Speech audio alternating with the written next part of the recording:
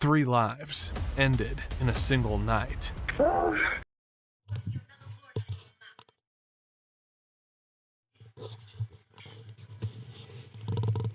What's up, guys?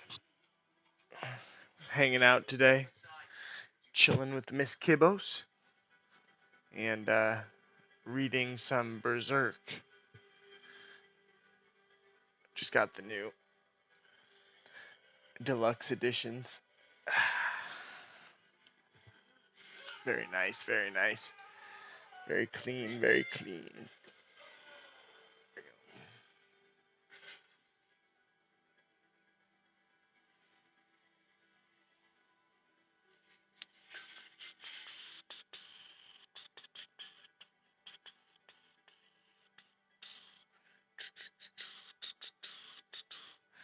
And they come with your own bookmark. Pretty sweet. It's made by Dark Horse Comics.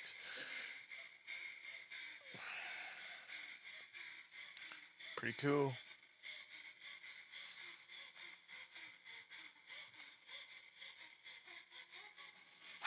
I'm on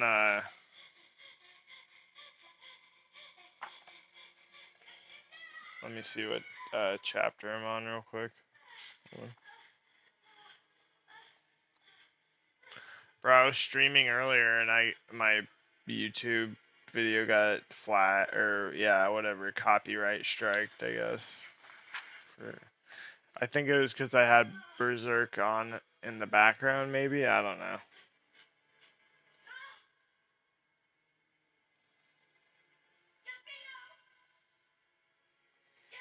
I'm on Prepared for Death, chapter 2. I'm on book 3.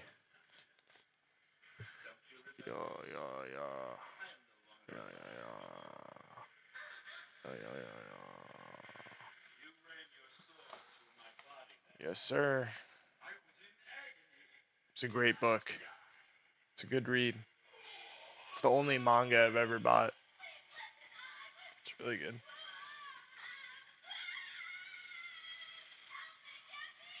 Tis a great read. Very good. Yeah, the manga is way better than the show. That's for sure. Way better.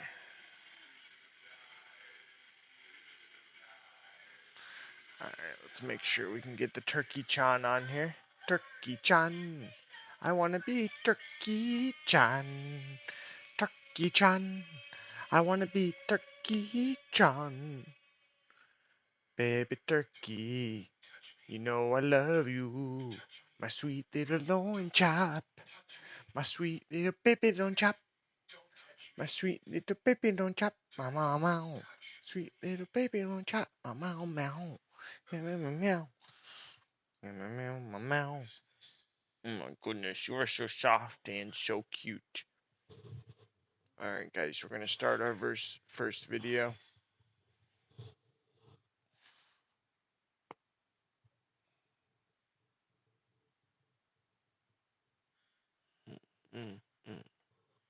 Oh yeah, turkey loin, turkey chan.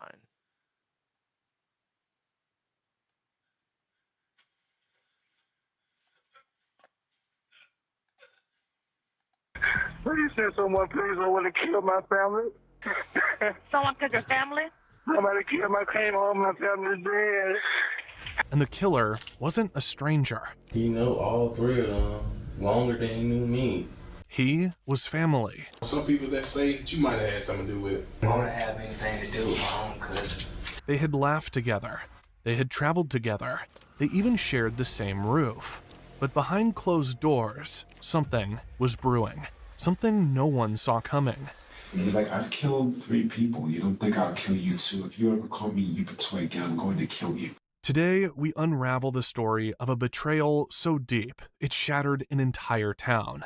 I don't know if he's looking at me, thinking I'm looking at him or what, but he starts walking towards my car, just like he knows me, just walking straight towards my car. And I'm like, oh crap, this guy's walking towards me. Welcome to the channel. If you think you know betrayal, think again. Let's get into it. It was January 4th, 2016. Columbus, Georgia woke up cold and quiet that morning. But for Robert Short, it's been a long night. He was just getting off work. He'd spent 21 years in the military, working as a nurse. After retiring, he settled into a quiet suburban life, picked up a job at a local hospital, and worked the night shift. That morning, like every other morning, he clocked out exactly at 7:15 a.m. By 7:20, he was pulling out of the parking lot, heading home. It was a short drive, just a few turns on a couple of sleepy streets. But the second Robert rolled into his driveway, something felt wrong. The garage door, wide open. Robert's stomach dropped. He threw the car in park and rushed inside. What he saw in there, no man could ever prepare for it. Inside that house, a nightmare was waiting. Somehow, Robert found the strength to grab his phone and call for help. 911 was added to the Berserk. Please send someone, please. I want to kill my family. Someone took your family? Somebody killed my came home, my family's dead. My wife, my son. My granddaughter's dead. Hold on. The 911 dispatcher could barely make sense of his words. Robert was trying to explain, trying to get it out fast. It's an apartment or a residence? This is a resident. Resident. What's your name? My name is Robert Short. Robert Short. I checked up on people, no, but they've been being. Within minutes, police cruisers were tearing down his street through the morning air. Columbus wasn't going to stay quiet much longer. Something terrible had happened in that suburban home, and nothing about it was simple. Officers rolled up to the house in Upatoy. The garage door was wide open, and Robert Short was sitting outside the house. Before the investigators could go through the crime scene, the first responders needed to clear the house. They moved through the house room by room, clearing it like they've done 100 times before. When we're in the house, we kind of made a line so that we all were in line clearing the house. I got you. They cleared the kitchen and moved on to the living room. But what they found inside, well, nothing could have prepared them for it. Just inside the house, they spotted them. 2 victims, sprawled out on the floor, blood all around them. Where I saw 2 victims lying on the ground, blood all around them, and you could tell that they were deceased. From where he stood, it was clear. They were gone. They pressed forward. They made it to the master bedroom. There, in the walk-in closet, they found someone else. A young man lying bound with tape, crumpled on the floor. One of the officers pointed to an open window. You got an open window right there. Yeah, let's back out. Maybe that's how the killer got in. Or maybe... Be careful, guys. We got a weirdo in our stream. I want you guys to be very careful around him. Do not comment. Do not reply to his comments. how they slipped out. Either way, one thing was clear. EMTs weren't needed anymore.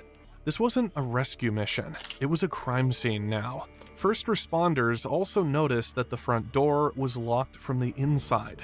That bolt is locked. Yeah. I think that window over there is broke though. Had the attacker entered and left through the open bedroom window? I'm going to use this door. We're making a note that bolt was locked. I got it recorded anyway, Sarge. After clearing the house, the first responders handed the charge to the homicide investigators. Detective Alan Malone showed up not long after. He pulled Robert Short aside, trying to piece together who was who in this nightmare. Robert, still shaking, identified them all. His wife, Gloria Short, she was 54. His son, Caleb. I love the smell of new books. Fire. Yeah, I'm reading Berserk, and then I got Berserk on in the background. I can't watch it on here and show you guys, or I'll get a copyright strike like I did last time. Sorry. Only That's 17, why we're watching this. and little Gianna, Gigi, as they called her, only 10 years old.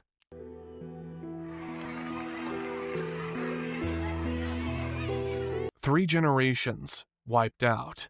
The house was big.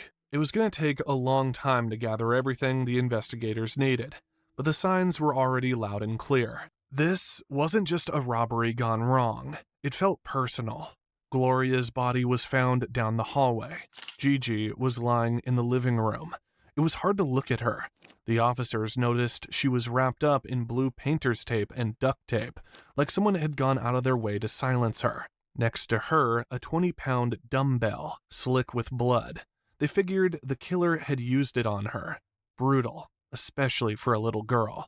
Caleb was found in the closet, still bound. His socks had little bits of grass stuck to them, telling detectives he had been outside before ending up back inside. They followed that trail of clues right out into the backyard, where scraps of duct tape were scattered like breadcrumbs. And somewhere out there, the monster who did this was still walking free. The same day, on January 4th, 2016, detectives brought Robert Short down to the station. Even though he was the one who called 911, they couldn't just let that slide. Protocol is protocol, and sometimes the person on the phone isn't always the innocent one. With all the evidence piling up, they had to take a closer look at him. At this point, the investigators weren't just going through the motions. They were looking for cuts, scratches, anything that might tie Robert physically to the brutal scene back at the house. They needed to know if the killer might have walked into their interview room wearing the face of a grieving husband and father. Okay. I know it's a difficult time for you. I'm going to just try to ask you a couple questions about, try to recap to me about what occurred from the time that you got home today. Could you please just walk me through tell me what occurred?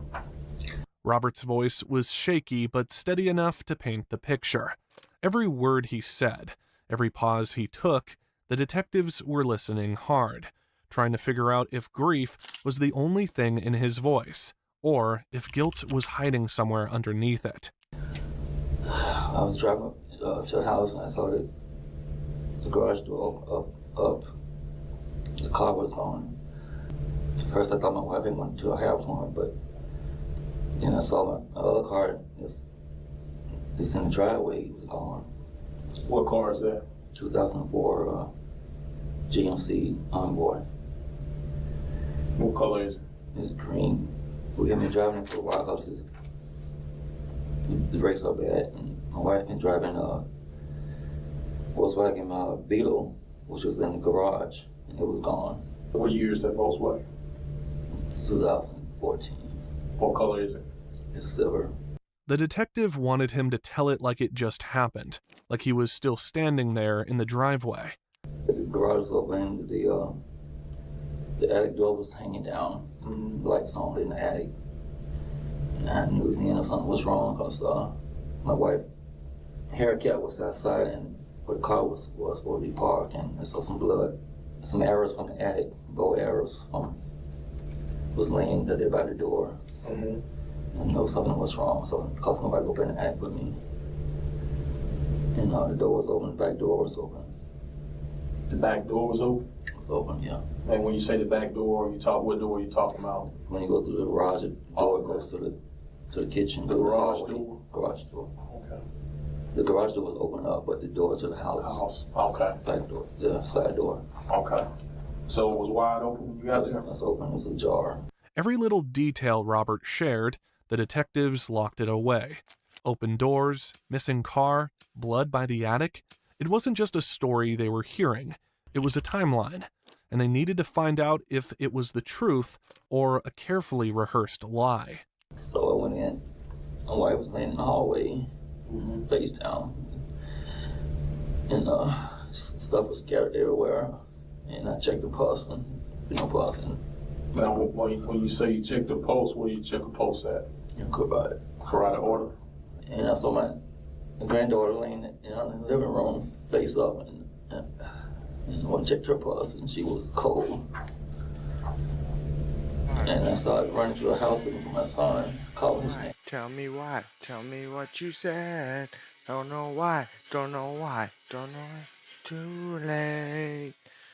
Put your glasses on. Nothing will be wrong. Put your glasses on, nothing will be wrong. You gotta put your glasses on, and nothing will be wrong. And then we're gonna put our glasses on, nothing will be wrong. And then we're gonna put our glasses on, nothing will be wrong. Yeah, fuck yeah.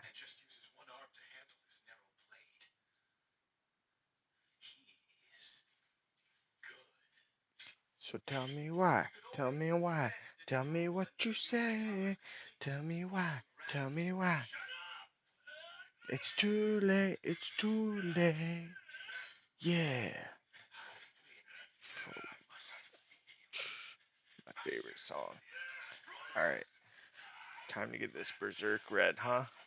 Time to get, it's Berserking time. It's Berserking time.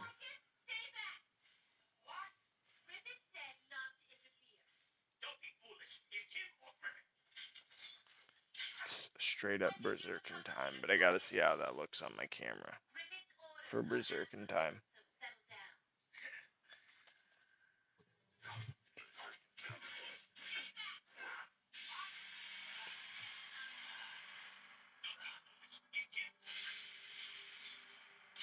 Straight up Berserking time, but I gotta see how that looks on my camera for Berserking time.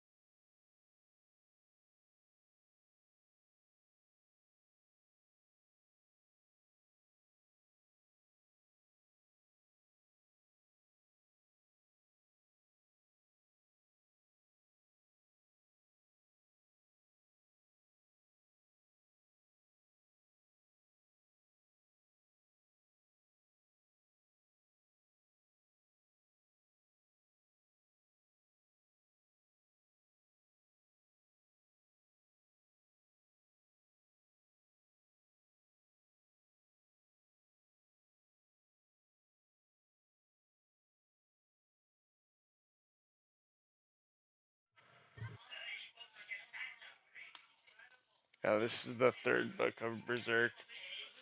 It's pretty sweet. I'm on chapter 2, Prepared for Death. Oh dang, the camera's, sorry. I need to adjust it more so you can see the whole book. Maybe if I put the book out more.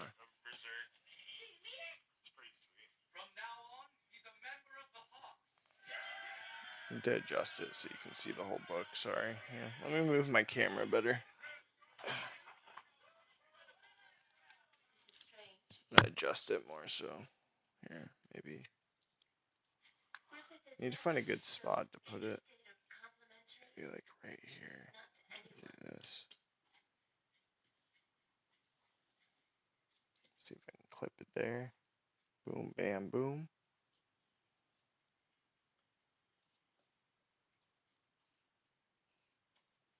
No, maybe not. I don't know if this is a good idea.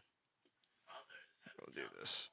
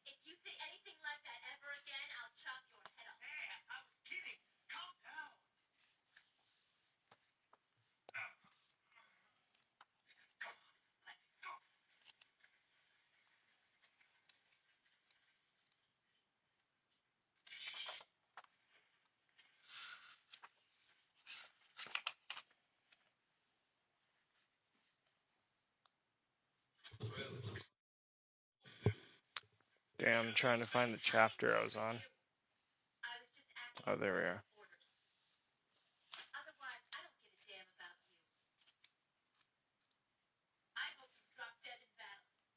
Sweet. Alright, so we're on chapter 2, Prepared for Death, and we're on the deluxe edition, book 3 of Berserk. I'm gonna pause for like a couple minutes right here and roll a joint. And roll a fatty Bo Batters. It's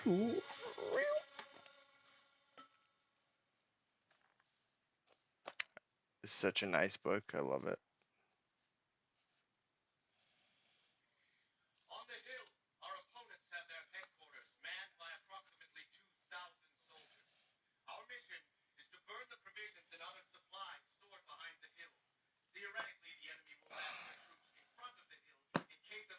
It's a nice book right there.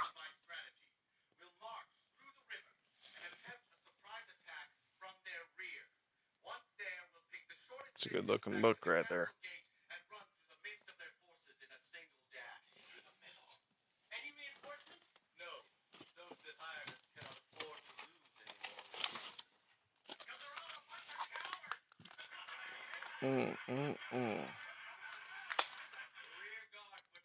Which one? Hippie Crasher? Grape Head Cake? Or we also got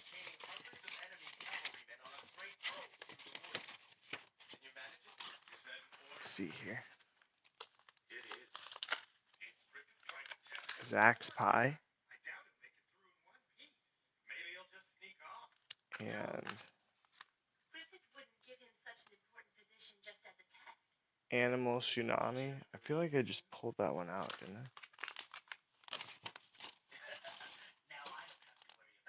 Oh no. I'm gonna do. I think it's time for some grape head cake.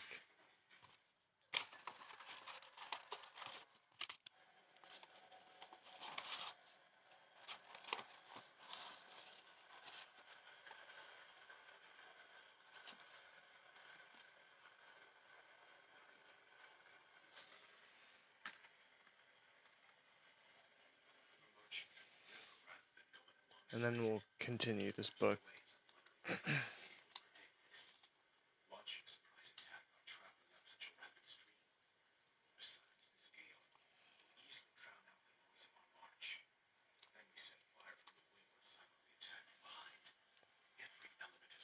I'll play this YouTube video. He went in his room. So I ran back out into my room and found him in my bedroom closet, tied up. Take your time. Robert's voice cracked a little as he tried to explain himself. The detective stayed patient, letting him get his story out bit by bit. I didn't check the house no further than that. I came back out and went back in and checked him again. So you say you came back out? I came back out to my wife and then I went back and checked on him and I couldn't get back up. Then I started trying to call 911. I haven't taken a couple of minutes to call 911 because I was also... Detective Malone softened his tone a bit. He needed Robert to stay focused. Every detail mattered now. Now, with your son, did you check his pulse also? Yeah.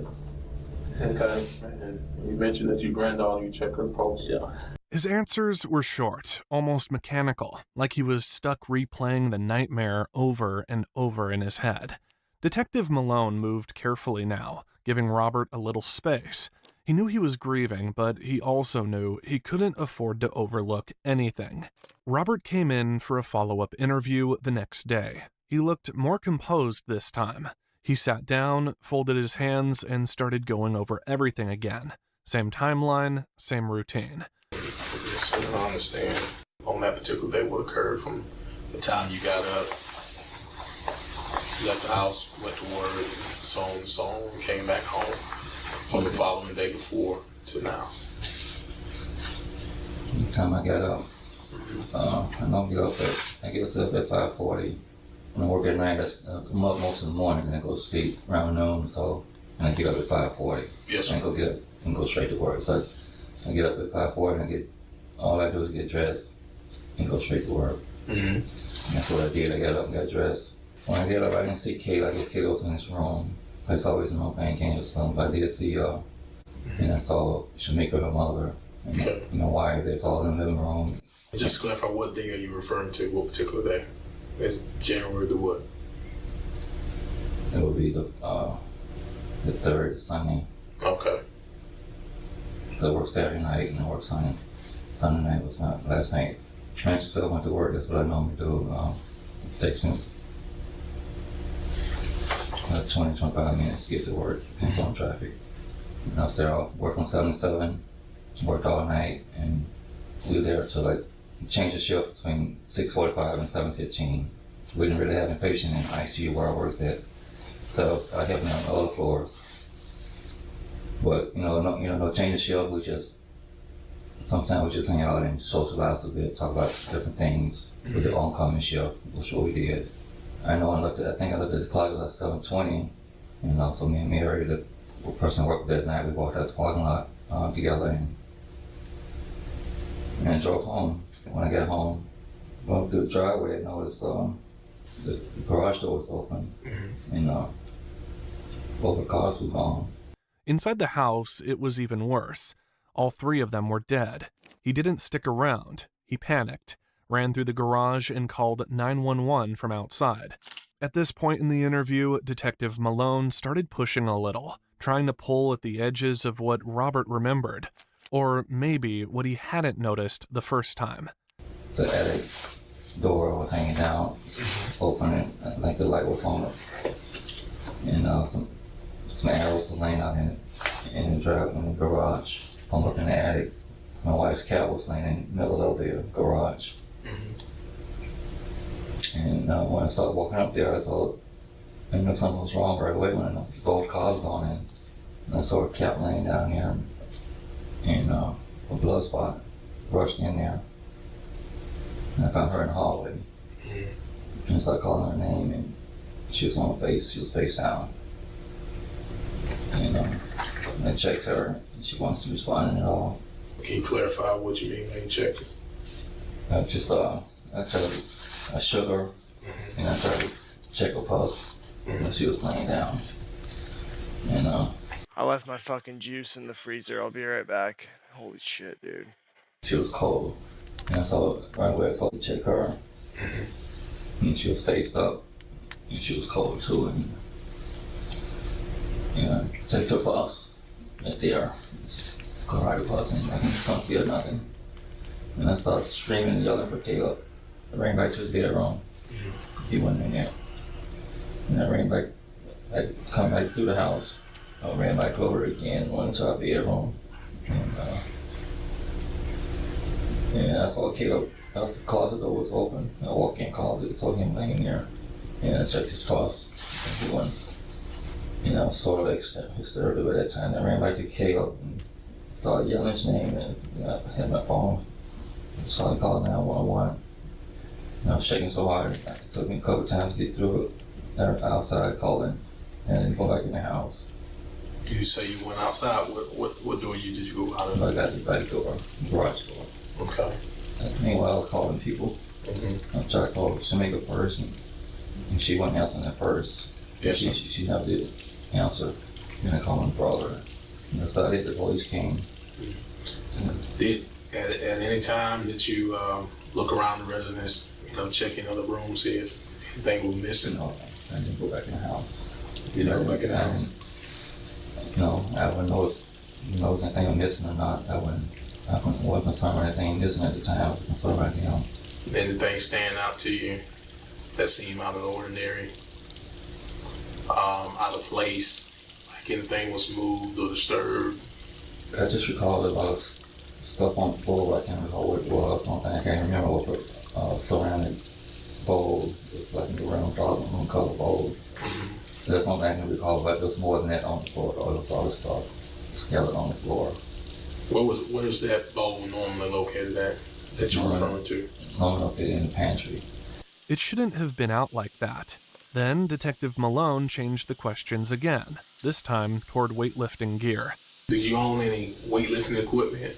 Some dumbbells. Some dumbbells? Okay, how many of them you own? I had two gray dumbbells. That was the plastic dumbbell with the sand. There's the sand inside of it. I had two of those. I had that for a long time. Just recently, last year, the year before, I bought. The conversation steered toward his military background. Robert painted a picture of a steady, disciplined life, one built around service, family, and medicine. Detective Malone was looking for cracks or hidden tensions, but Robert's answers stayed firm. Would describe them that way. Did he have any problems with anybody? I know I've asked you this already, but I'll ask you again. If you think did he have any issues with anybody at school? Or... No, I think he was safe. He did, but no, he didn't have any issues with that. Okay. Did you or your wife have any problems with anybody? Anybody was mad at you, upset at you? No. Caleb and Gloria both had small policies, but Robert's own policy was bigger, over $400,000. So if Robert isn't the killer, Detective Malone knew he needs to widen his suspect pool. With 2 vehicles stolen from the scene, he knew right away they were dealing with more than one suspect, and despite keenly looking into Robert Short, they couldn't find any accomplice working with him. Finally, there was a break. One of the stolen cars had a GPS tracker. The signal leads them straight to Oakland Park. There, they found both missing vehicles sitting side by side. Investigators moved fast. They started processing both cars, but there wasn't any word yet if they had any suspects or made any arrests. After snapping pictures of everything, they had the vehicles towed to the crime scene unit's processing bay. That's where things got interesting. As soon as they hit the armrest, steering wheel, and gear shift with luminol, the car lit up. Blood, clear as day. They swabbed the touch points and sent the samples off for DNA testing, hoping it would bring them closer to whoever was behind this. But before the DNA results came in, another break. And this one picked up the pace in a big way. A woman called Columbus police saying her son might be involved in the car theft. Officers went straight to her house to get the full story. He said that he was with a friend. What's the friend's name? All I know is Rita? and Rita and some other boy, another boy name. Yeah, And he said they went to the house? And I don't know what house. They came back with some stuff.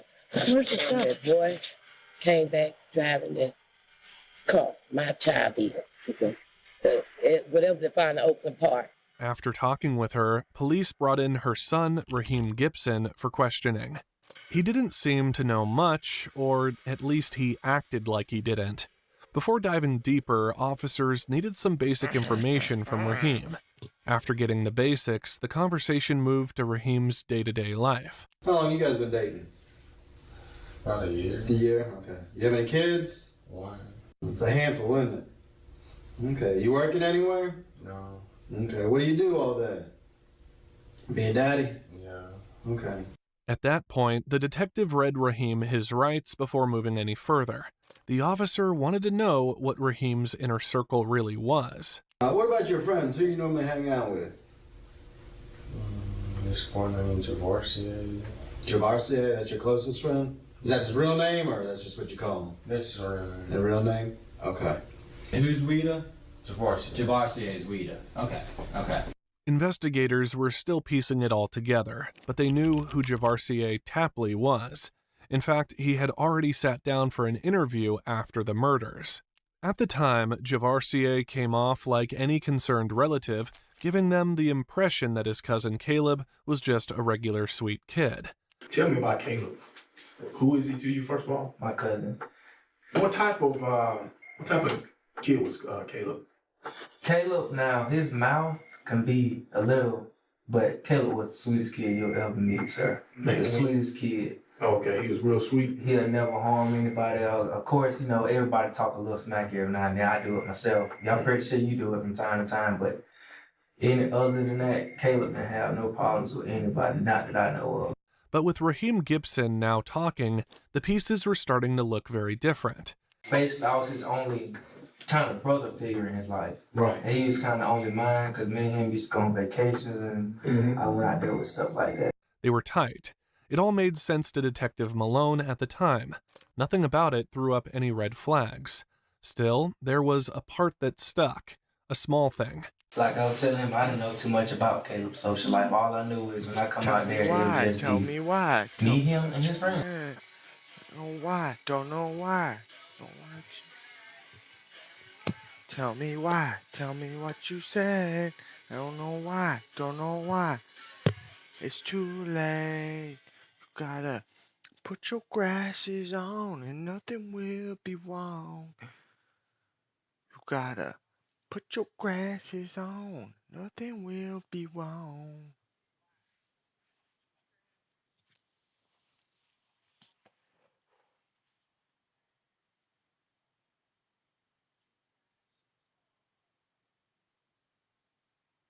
Hell yeah.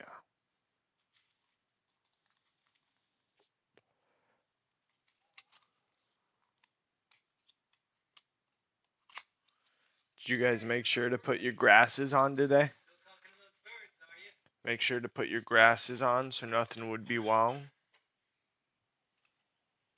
I sure hope so. Sure hope you did. Or everything's gonna be wrong. You better put your grasses on. Oh. Oops. Got out an extra one.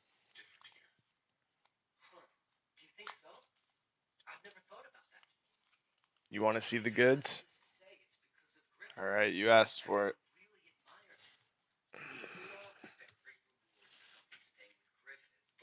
Yeah, I know. You don't need to say it. I know. Look at that. Fresh copy. Book 3, baby.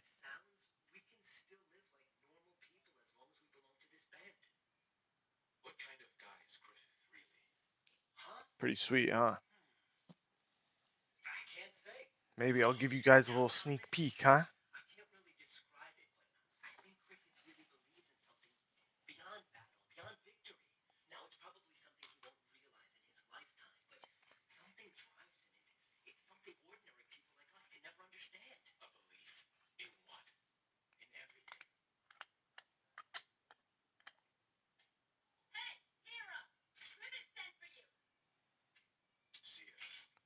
Damn. I need more than that.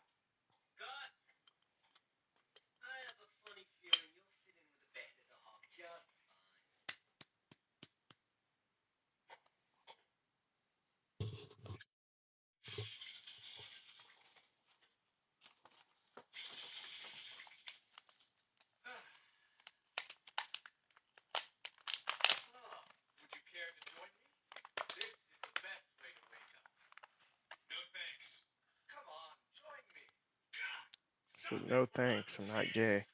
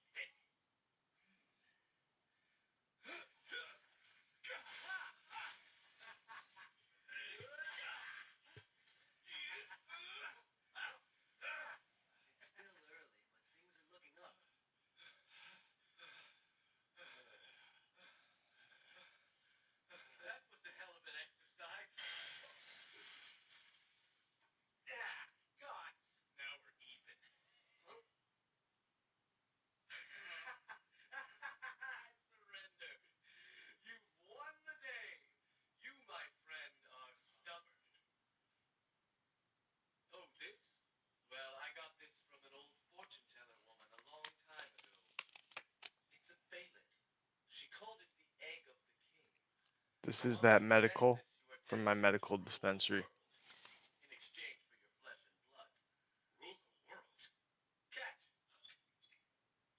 My camera has terrible focus, I bet.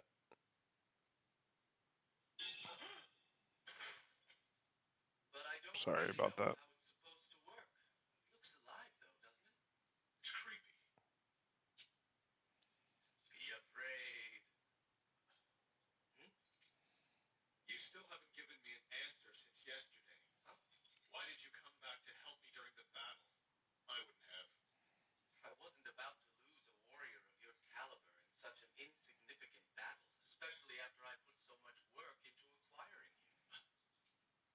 Watching some Berserk right now.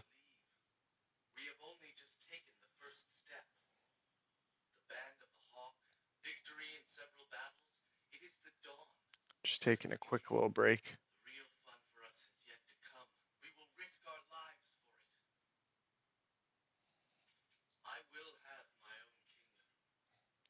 Taking a quick little break.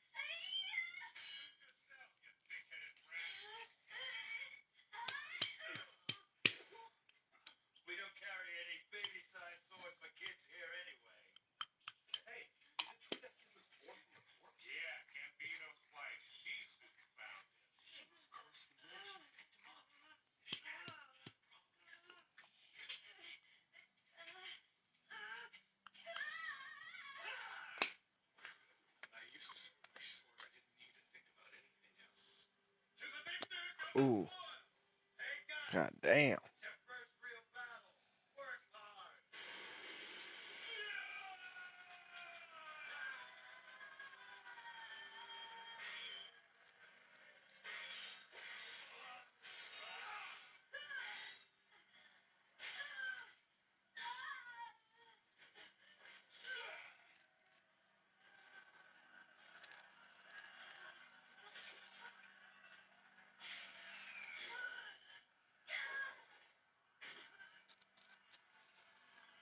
Watching. This is on.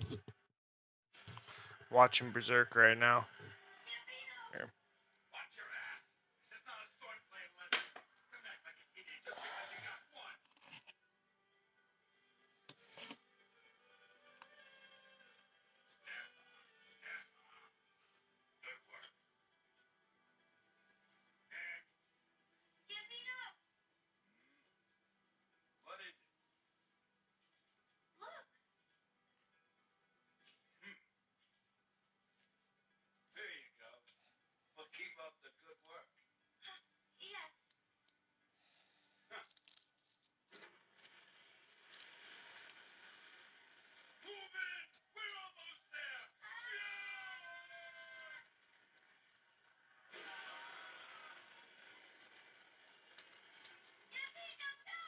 It's Berserkin time.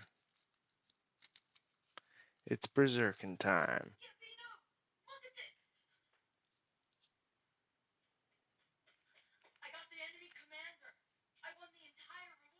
Hey.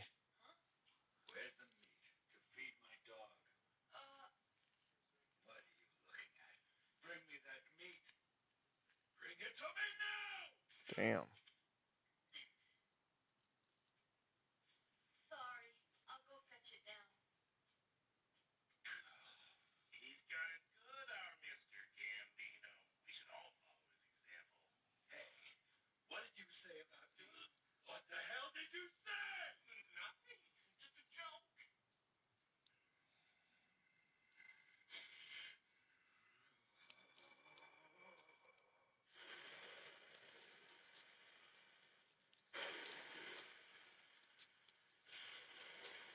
Alright, we're gonna finish this video while I finish packing my joint. Right. You sound like with your homeboys at high school. You know, y'all sit around, joke around, play basketball, talk about girls, and that's what we do. That's what we do. Right. Nothing that seemed worth digging into at the time, but now that casual circle of friends was starting to look a lot less harmless. Because now, Raheem wasn't just hinting, he was laying it out, one ugly detail at a time. So let's just start off on Sunday. Where did you wake up January 3rd? Where did you sleep that morning? Bro, you don't remember this part from Berserk, dude? You don't remember when Guts is in the interrogation room and goes into a time machine and basically turns black. He's African American now. So he's facing a lot of prejudice and he kills his whole family and now he's being interrogated as the murder suspect for murdering his whole family.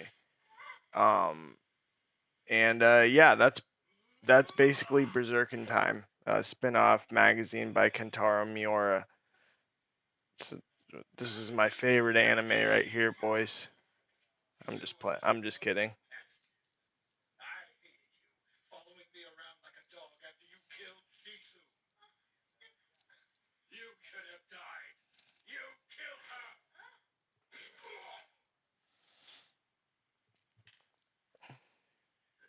I'm just kidding, guys. That's not how Berserk goes. It's just a joke. This right here.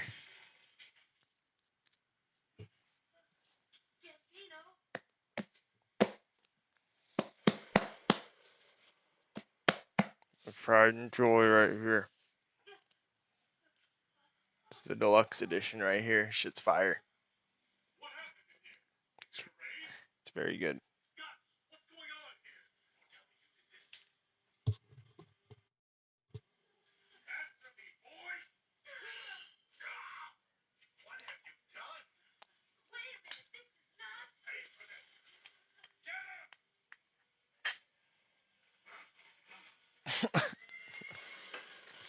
That was so funny.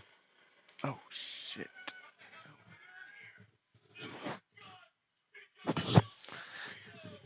Oh.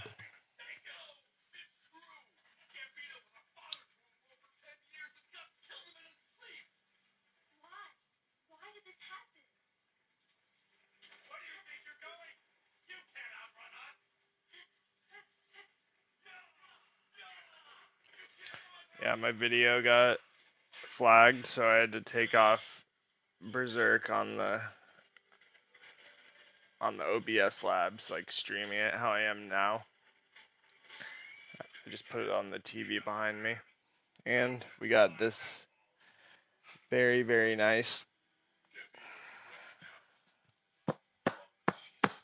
deluxe edition right here.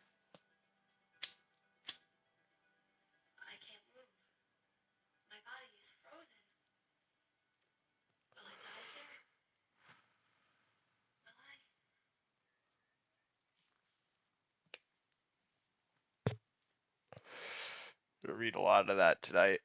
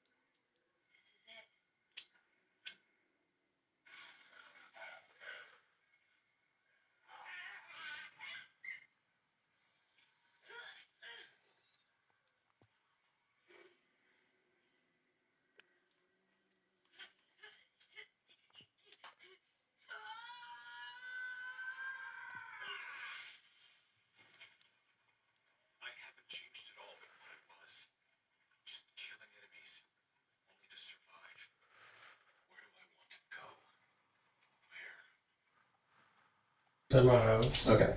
And what was the first time that you left that house, or just describe your day? I was just sitting at the house, watch TV with my girlfriend, playing with my baby. Okay. And he texted me and said, come over. When you say he, I'm sorry, who you say? Javarcier. Okay, Javarcier. Javarcier wanted Raheem to come over, and this wasn't just a one-off thing either. It sounded like a regular part of their lives. So Javarcier texted you. Do you happen to remember what time? 12 p.m. Okay. And when you said, what did he text you? He said, come to my house. Okay. So Javarcier texts you, and you walk there, and you walk from Jones to... Jones. Okay. And you say, how long does that take you, roughly? An hour and 45. Okay. Have you done this before, I take it? I do it like every weekend, every other weekend. And if you had a guess, do you think what? If you said it takes you an hour and 40, so you're there by roughly 2 o'clock? Hold on. And who's all at the house again? It's me and my son right here. Me. There we go.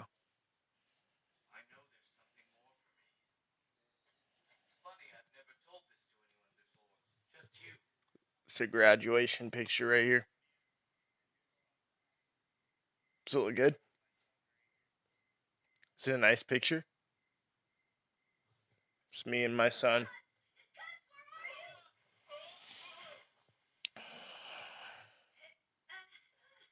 Alright, I'm gonna go get some more water. I'll be right back. Please keep an eye on my son. Please. For the love of God, keep an eye on my son. Thank you. Thank you. Enjoy the nice background of me watching Berserk. 1997. For real though, don't let him go anywhere. He's a naughty boy. Miss Kibbles is up there, so she's fucking watching you, okay?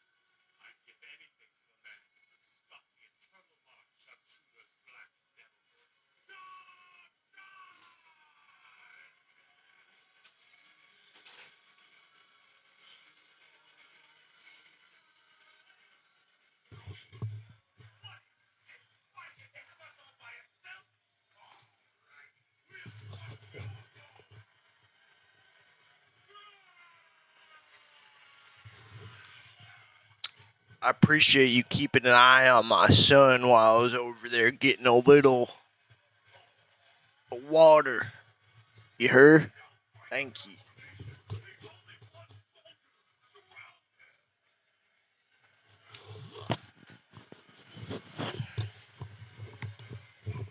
Yep. This here's my baby boy. My pride and motherfucking joy right here. Fuck yeah.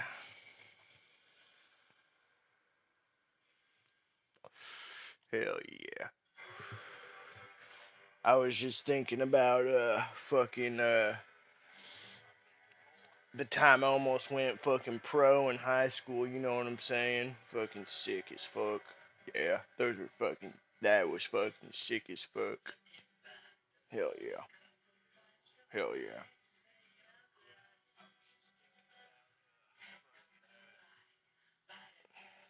Yeah. Hell yeah. So yep, that's about it.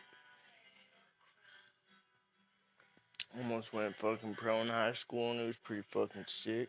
Pretty fucking sweet. Yeah. Yeah.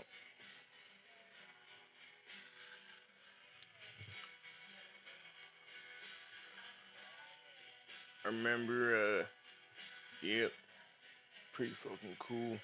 High school and shit, you know what I'm saying? It's fucking sweet, bro. Fucking sweet. Fucking sick, bro. I miss high school, bro. It was fucking so killer, bro. Sick. Sick.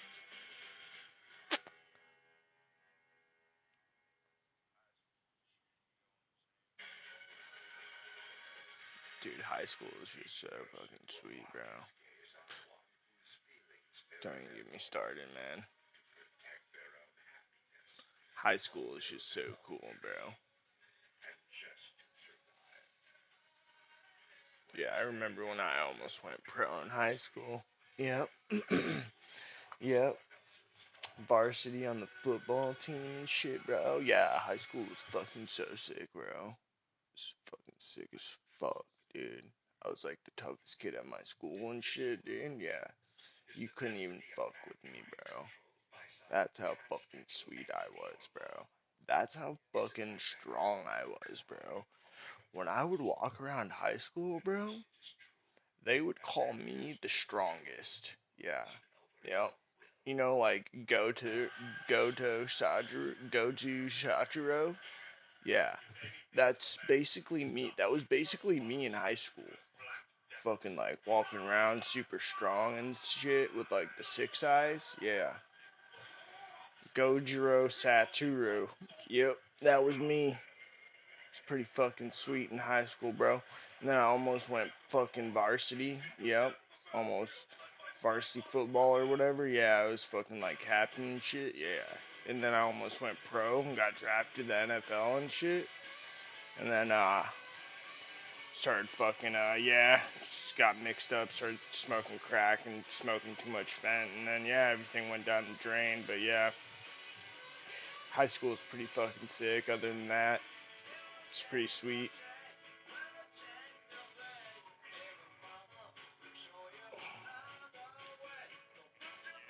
Have a sip of my water.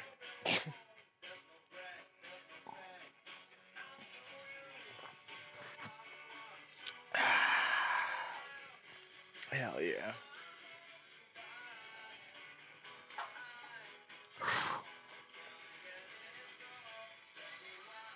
Turkey loin, are you okay over there? I'm knocking the blinds over and stuff. Yeah, that was a good take. I like that. That was really fucking douchey. It was super hard to do. Oh man.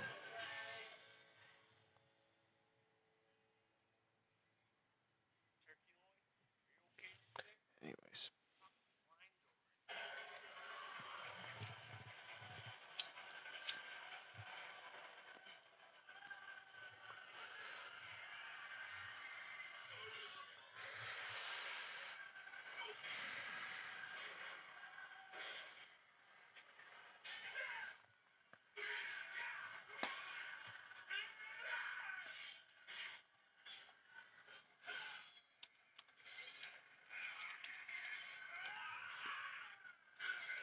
I see the mousetrap video. I've never seen it. This is it. Watch this.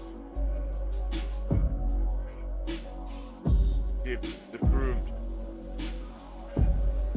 Hell, ha ha, yeah. I'm not flanking, I'm floating. I see money, I see nothing. Damn, this song goes hard already. I've been through it, I've been talking. I've been through it. In a clubhouse, money going stupid. Got some problems, I'll probably get through them. Is the top down or do I see through it? Is the top down or do I see through it? It's alright, so good. In your eyes, I can see it ain't low. I'm too high, Lance on. Strong baby, I'm a astronaut. Running out of time, I don't got no time for it. Don't know if I'm dying or if I die for it. You can get your grind back, put your mind to it. Picking up the line, I'ma put your mind to it. Ha ha, yeah. I'm not flanking, I'm floating. I see money, I see nothing. I've been through it, I've been talking. I've been through it. In a clubhouse, money going stupid. That was hard.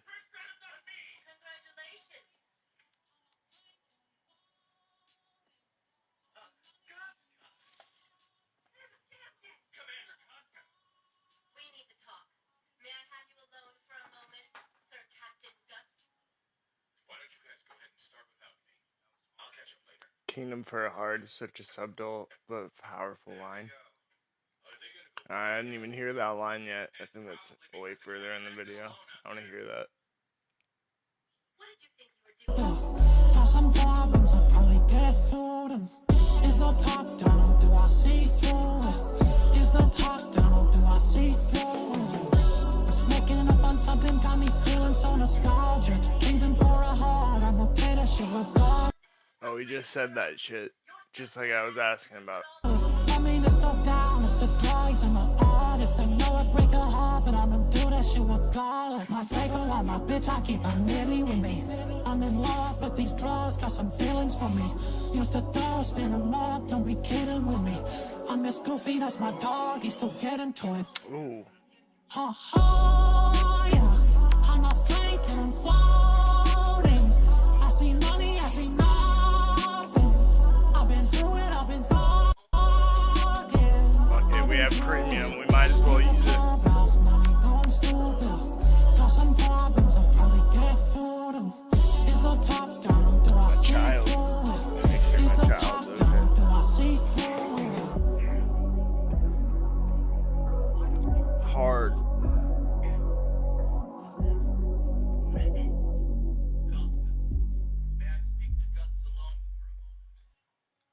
That was a good song.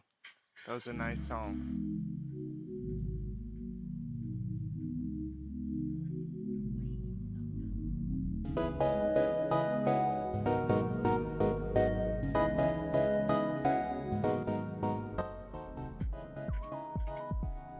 I don't want that loud as fuck in my ear right now.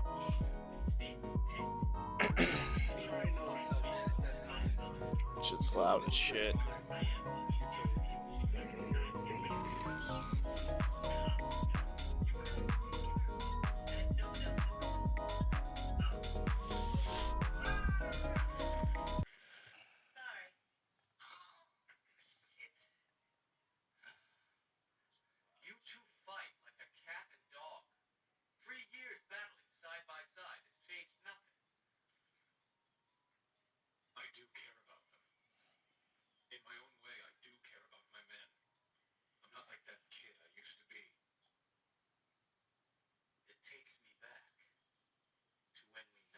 Bro, I'm so sick of seeing these fucking Diddy videos, bro. All the shit that they're putting out right now on YouTube is just AI and shit, dude.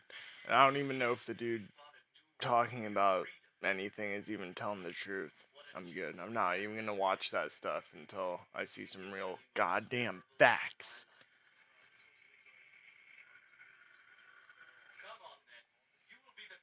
I don't know what to watch. I'm trying to look for something good.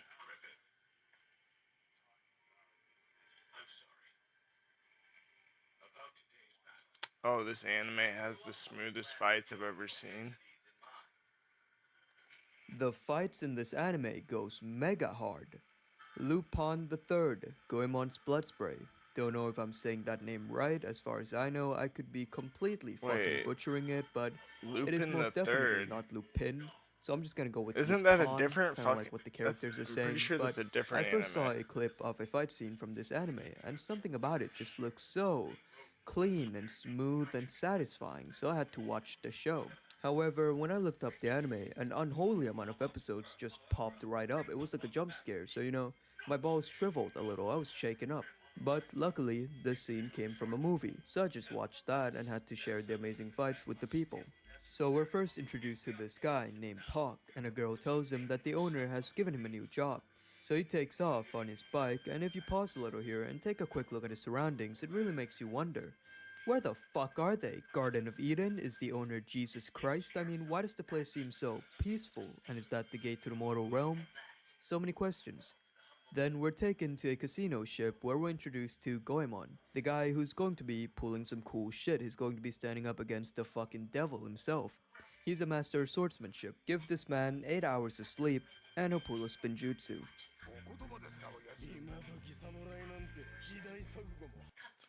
Wait, what's this anime called? It sounds hard. It sounds really good.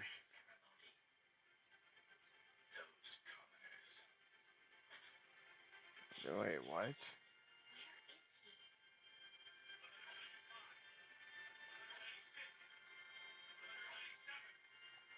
Wait, is this actually the Lupin the Third anime? I think it is. Damn, it's so loud.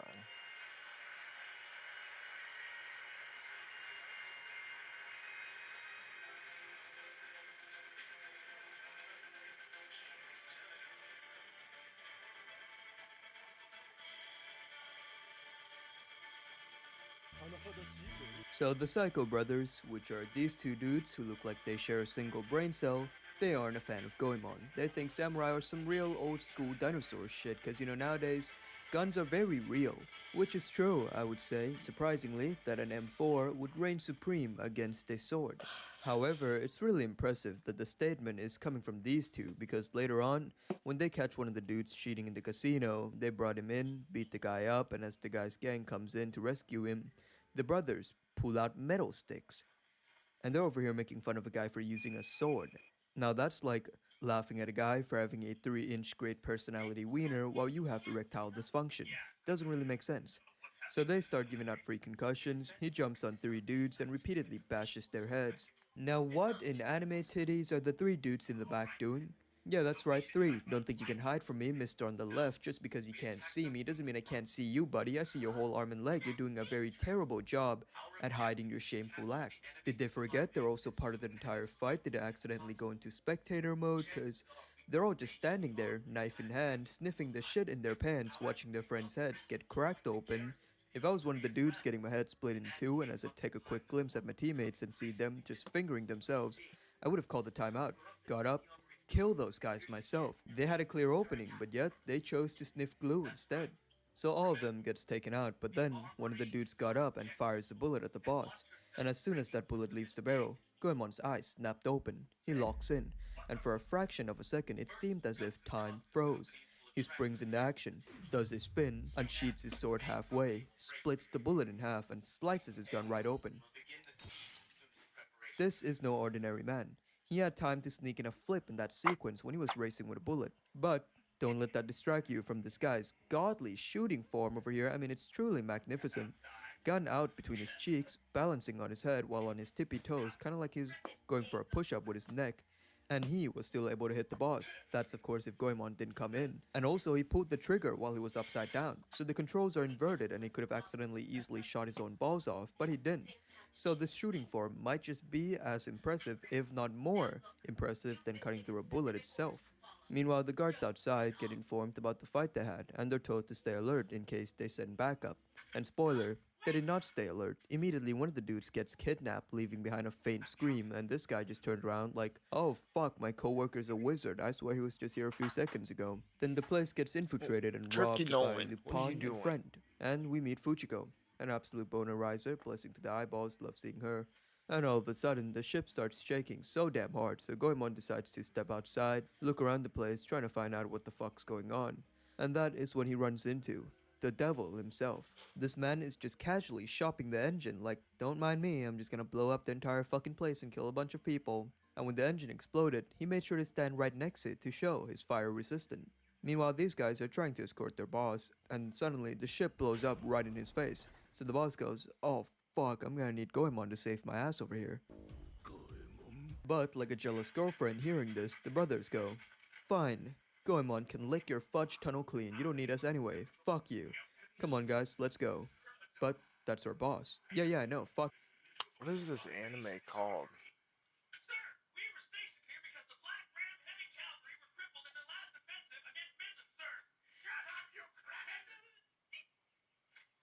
This is hardly a position befitting a descendant of the Korowitz family. Damn it. Huh? What is it? There. You see that? Hey. What the?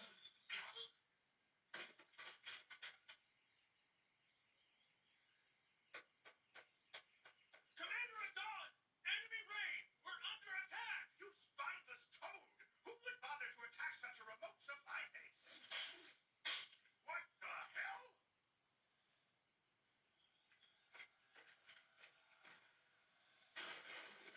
Oh, that's what it's called?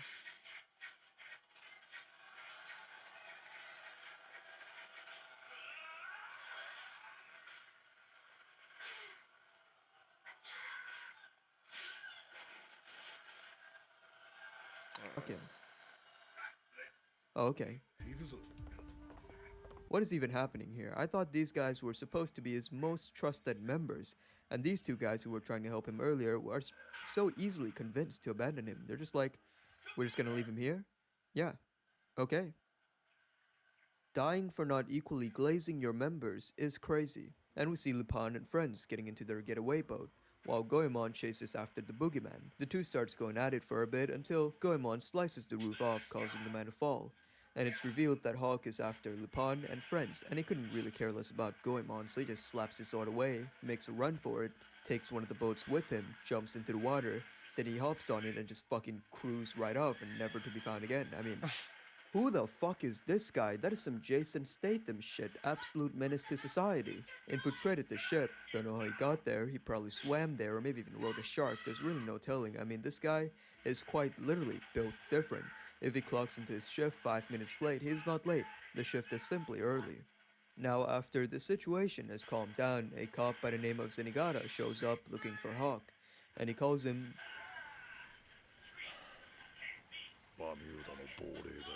Now that's the type of name to scare your kids to sleep, and it's revealed that this man has killed 2,000 soldiers, and one day he was sent on an undercover operation in Bermuda, and they drop a nuke on his ass. And honestly, whoever called in the strike on him is doing the world a massive favor, and no amount of words can really thank him, because no man who's capable of killing 2,000 soldiers on a battlefield should be allowed to live. But the nuke was not nearly enough to stop this man. I mean, how the fuck does anyone survive this? Cause it wasn't like the explosion dropped nearby him, then he took cover by jumping into some bushes to avoid taking the full damage. No, he saw the explosion, he straight up just stood there, looked at it, take it all in. I mean, Satan fully absorbed him right here, but he is still very much alive. Also, I don't know what's going on with Lupin's eyes. Is he supposed to be drunk or did he accidentally ejaculate into his eyeballs? But anyway, let's head back over to Zenigata. Zenigata calls the chief, telling him he's going after Hawk and he believes his arrival in Japan is related to Lupin. But his chief goes, no, drop this case. So Zenigata spits in his mouth and lets him know he's a grown-ass man, he does whatever he wants. Hangs up. Then we're taken to the boss's funeral.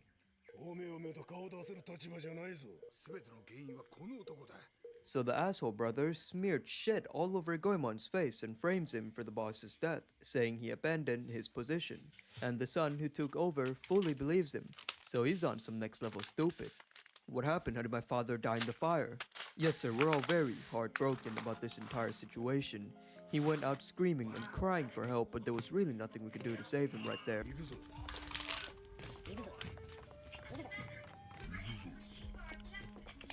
There was really nothing we could do.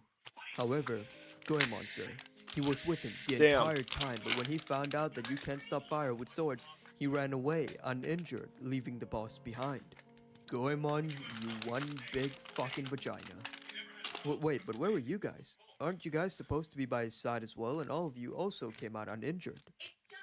Well, sir, see, the four of us were in the bathroom, circle jerking. We didn't expect an explosion to happen, so you weren't doing your job.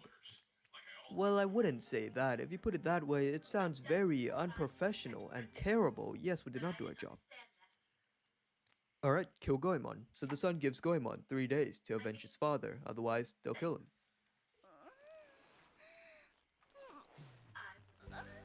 Oh shit.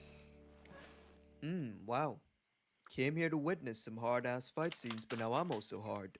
2-in-1 deluxe right there, amazing deal, love those, gonna need more.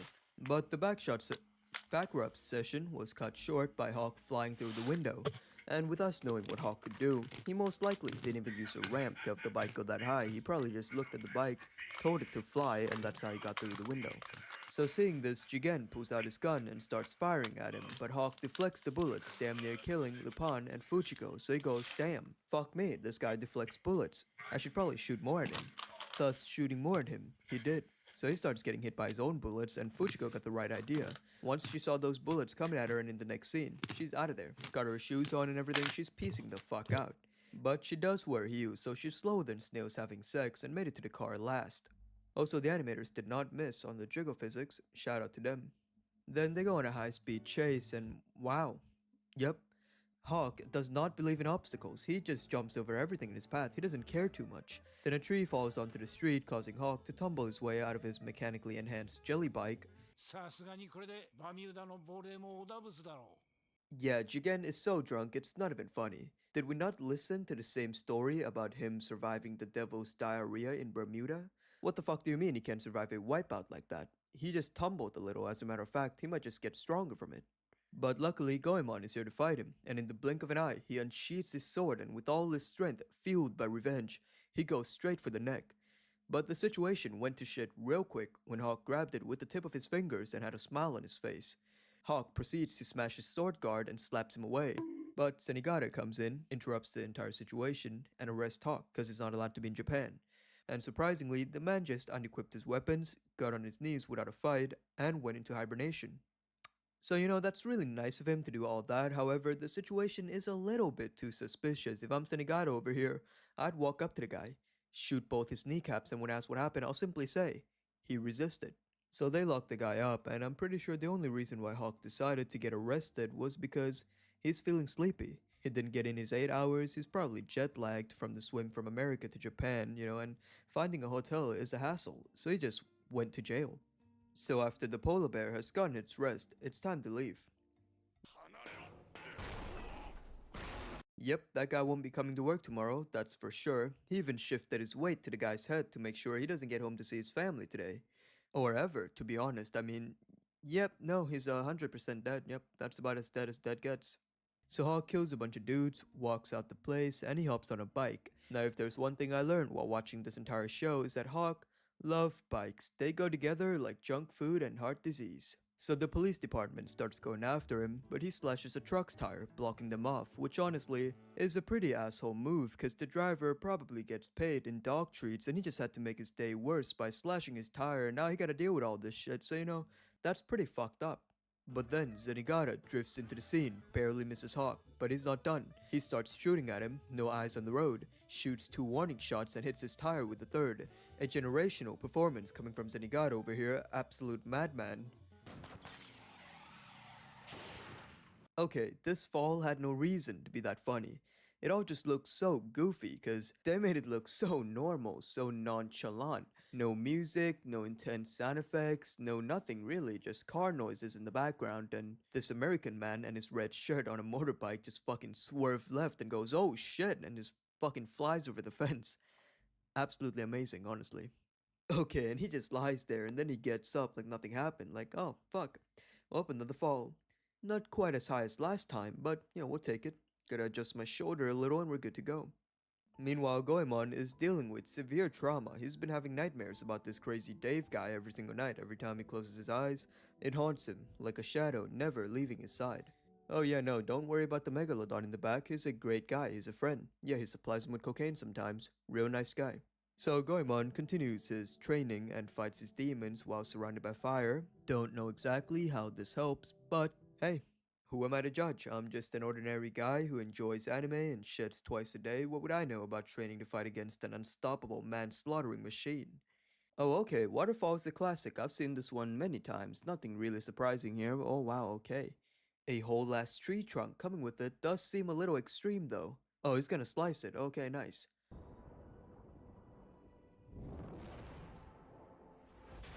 He in fact did not slice it. Jesus Christ, my spine just exploded out of my back watching that. Yeah, okay, no, he wasn't training at all. He's simply inflicting self-harm to avoid the fight. So seeing this, Lupin and Jigen leave and get into Zenigata's car. So Goemon continues with his side quest and makes his way to the boss's funeral, and the son orders his people to kill him. So the Psycho brothers get real excited. They'd lose an arm to kill this man. However, Goemon has lost his will to fight, so he gets slapped around. But all of a sudden, he's able to see into the future. He has tapped into the fourth dimension. He has reached enlightenment, and all the training has paid off. He gets into his stance and everything around him moves in slow motion. Psycho number 1 swings at him, but Goemon's too fast for the guy and slices his arm off. Got that man looking like Venom, just stuck it in him. All 19 inches. A nightmare. Meanwhile, Psycho number 2 is dumb as shit. Dumb and dumber over here. He saw his brother lose an arm, so he goes, wow, okay. Let me do the exact same move, but with a different arm. It'll catch him off guard this time, surely. It did not catch him off guard, but Goemon has fully transcended to a higher life form. Nothing can stop this man. He could run on a banana peel treadmill and wouldn't even slip. So he slices up every hand in his path, and this guy tries to play dirty. He pulls out a gun, shoots at him. Nope. Dodge that bitch. Very clean dodge right here. Minimal movement, no unnecessary stuff. Everything is calculated to perfection. Amazing shit. Yoinks the guy's hand. And everyone is just getting completely obliterated here. Take a look at that guy's expression, for example, right there. He just took in one big gulp for these two dudes because he sees his friends getting the barefoot treatment and he goes, feet. So Goemon continues with his masterclass and hands are dropping like the stock market. Shit's rough out here.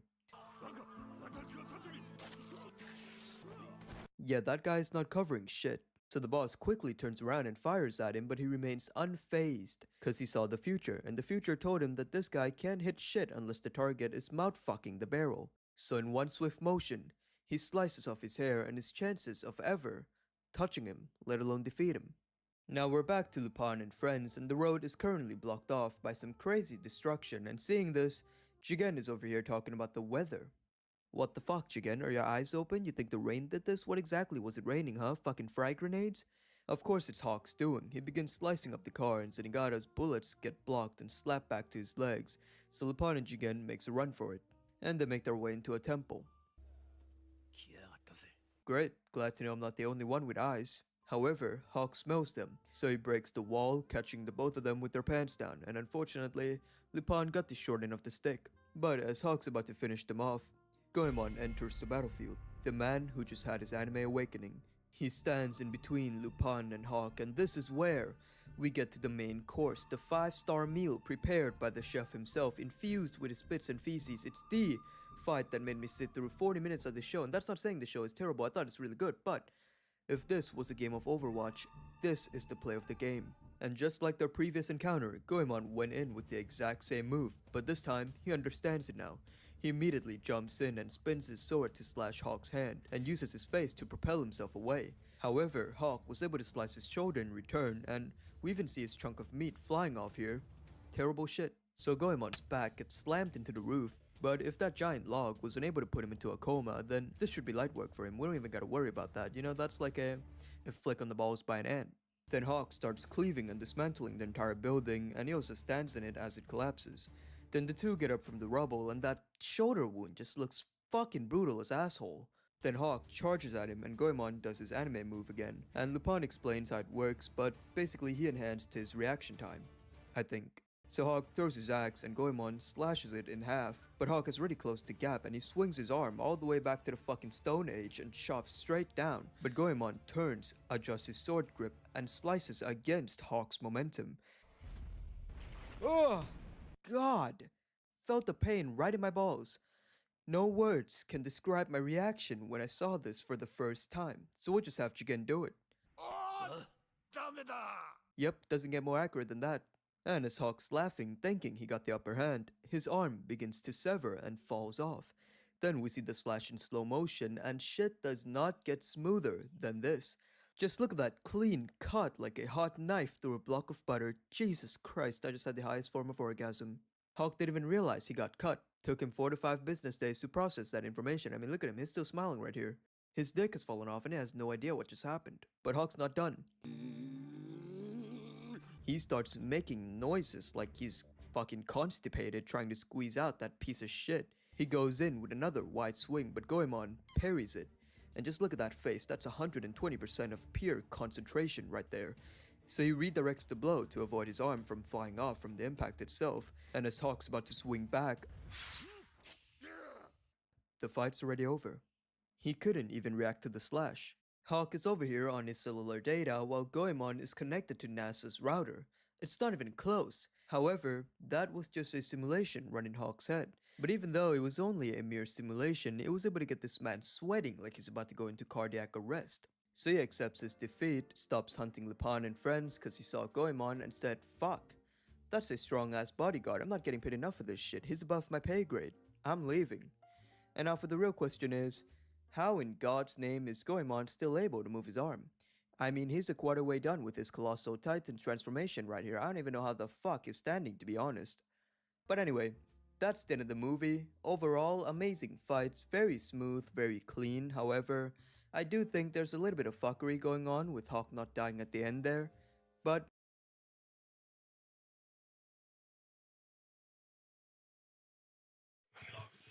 It was mid.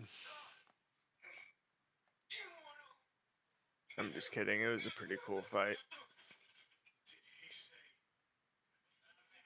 God damn, Shrek, what was in those waffles? I'm gaking. Shrek, donkey, grab that baby oil there and start lathering yourselves up.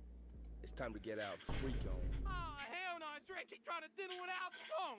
No, donkey, this is my one, yeah, donkey, this is my one, yeah, donkey, this is my one, yeah, donkey, this is my one.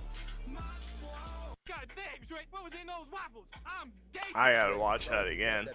That was hard. Some rare footage right here. Oh, hell no, Shrek, keep trying to diddle without phone. No, donkey, this is my one, yeah, donkey, this is my one, yeah, donkey, this is my one. Hell yeah. Shit goes hard. I need to save this so I can watch this again later. Shrek, what was in those waffles? I'm gaking. Shrek, donkey, grab that baby oil there and start lathering yourselves up. It's time to get out freak on. Oh, hell no, Shrek, keep trying to diddle without phone. No, donkey, this is my one. So stupid. Shit's funny as.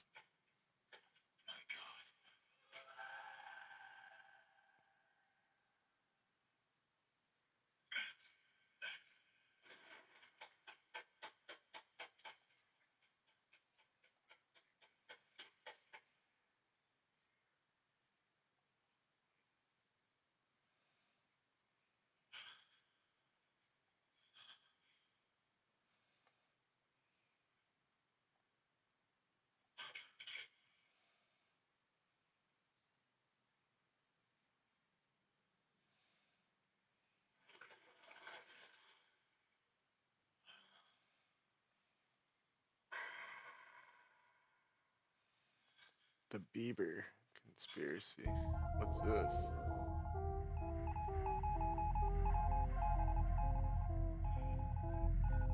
A lot of people are now pointing to Hailey Bieber's obsessive past as the cause of Justin Bieber's most recent episodes of insanity. There There's a lot of crazy stuff that's been going on. Seems like ever since Diddy went down, a whole bunch of people been acting crazy. Hollywood getting uprooted by the stem. I saw a video recently of Justin Bieber getting what seemed. Look at all those fucking Dr. Pepper cans. It's like he wants you to know he's drinking Dr. Pepper or something. I don't know. It's like 10 cans right there. Whatever. Am I muted? No. Okay. Like groped by Will Smith's kid, Jaden Smith. Yeah, Jada Pinkett Smith, the bald guy. The now viral video shows Jaden sneaking up from behind the Biebs, grabbing his waist for a little dance, and then there's this, Justin sweetly giving his bro a kiss. Something that's become the talk of the internet. Anyways, Jaden Smith, there's a video of Jaden Smith, and I was like, what's up with this guy? This is interesting. He seems like he's really good friends. And it's just like super LA and weird. And, you know, I say praise be to the local farmers, and then other people are like, look at Justin Bieber. I don't know, dude. But apparently there's some crazy stuff going on right now with Justin Bieber, and there's a lot of conspiracy theories out there. And today's episode is to put all those to rest, all right? And not wildly speculate. Can you change the station? Yeah. Please. The tides are turning, though. A lot of people used to hate Justin Bieber, and now more and more people are kind of pointing their speculums to Hailey Bieber. What's a speculum? Just kidding. Don't say speculum. That's a different thing. They're realizing how crazy Hailey Bieber was for Justin and over Justin for essentially her entire life, thanks to a video that's titled Hailey Bieber's Dangerous Decade-Long Obsession. And it's of Justin Bieber. It seems like Justin Bieber married a stalker. That's kind of what the conspiracy is right now, the internet conspiracy. Hailey Baldwin went from trying to bump into Justin Bieber at the Satai, the London, to marriage. It's so iconic. Like, everyone's making a joke that it was her 10-year plan. Like, did it. Poor J. Biebs married a f***ing stalker. He lost Selena Gomez to Benny Blanco and then also married a stalker. By the way, I get confused between Selena Gomez and Demi Lovato a lot. And I'm like, Selena Gomez, she's the one who sang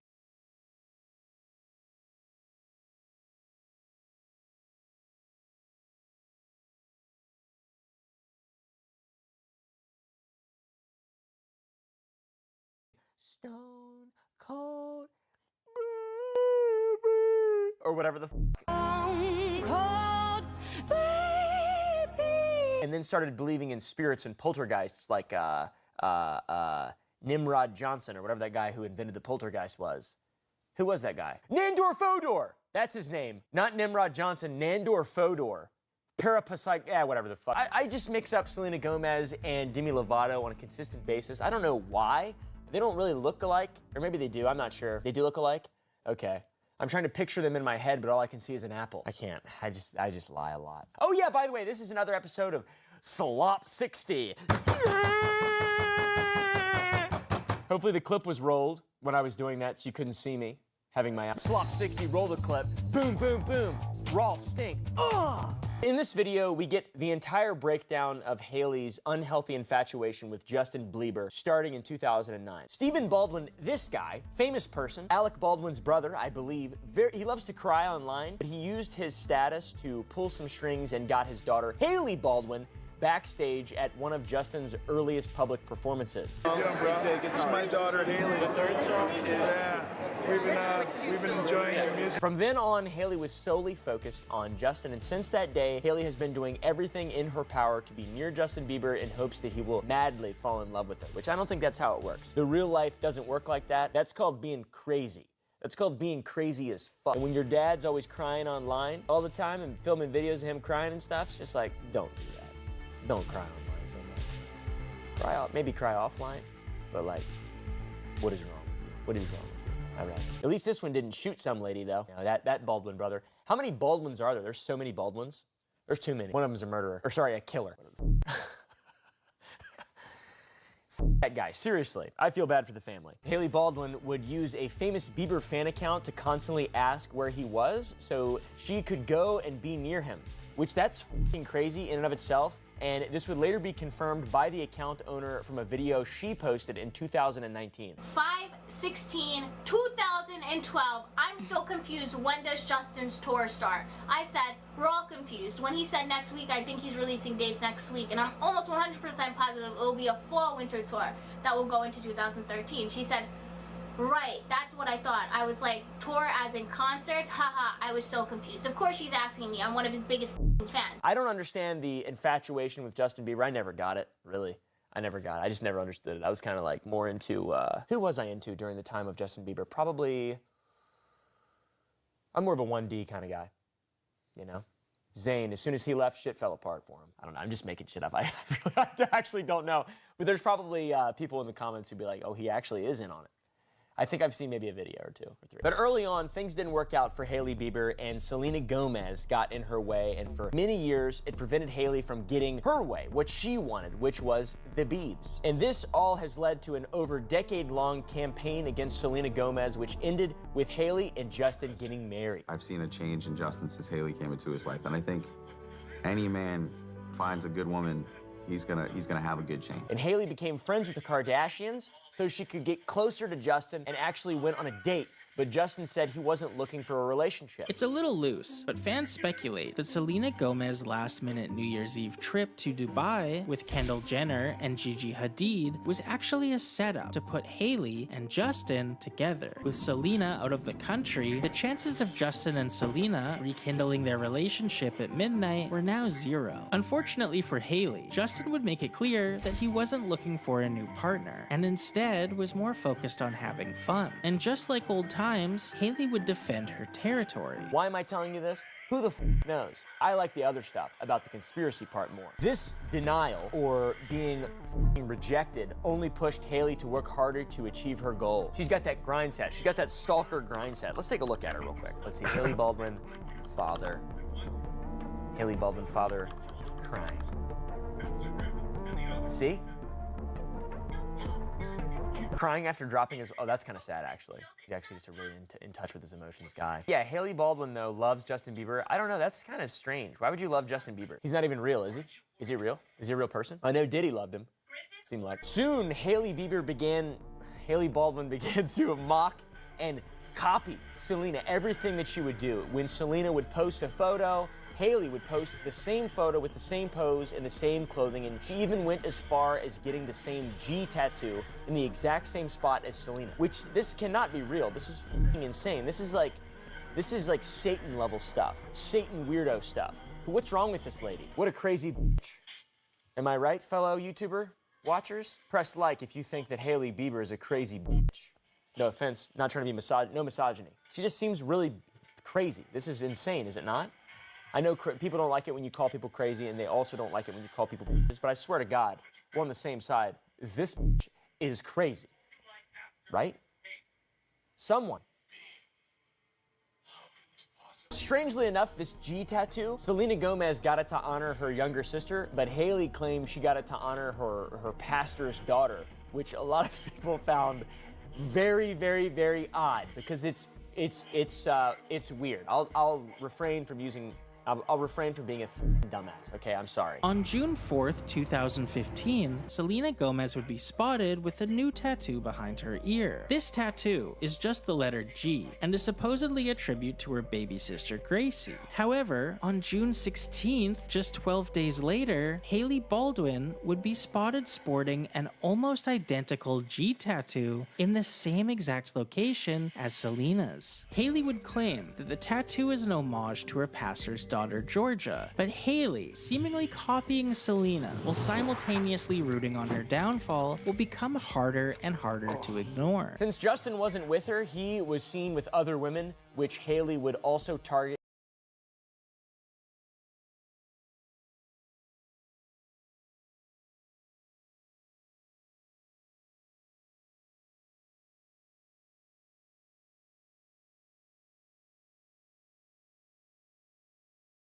And subtly slight in social media posts, and the most famous example is when Justin was seen with the singer Halsey, and in response, Haley posted a video telling her Uber driver to change the radio station when Halsey came on. After Halsey was photographed leaving a building with Justin, Haley would post a video of herself to social media telling her driver to change the radio station after a Halsey song started playing. Can you change the station?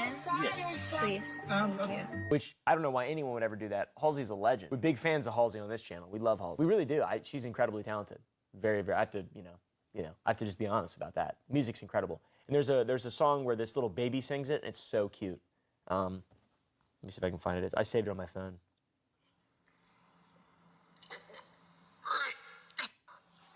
I can't find it. Things would eventually pay off for persistent Haley in 2018 when Selena Gomez and Justin got together again, but only to break up. And a few months later, Haley married Justin. How f***ing crazy, how f***ing wild is that?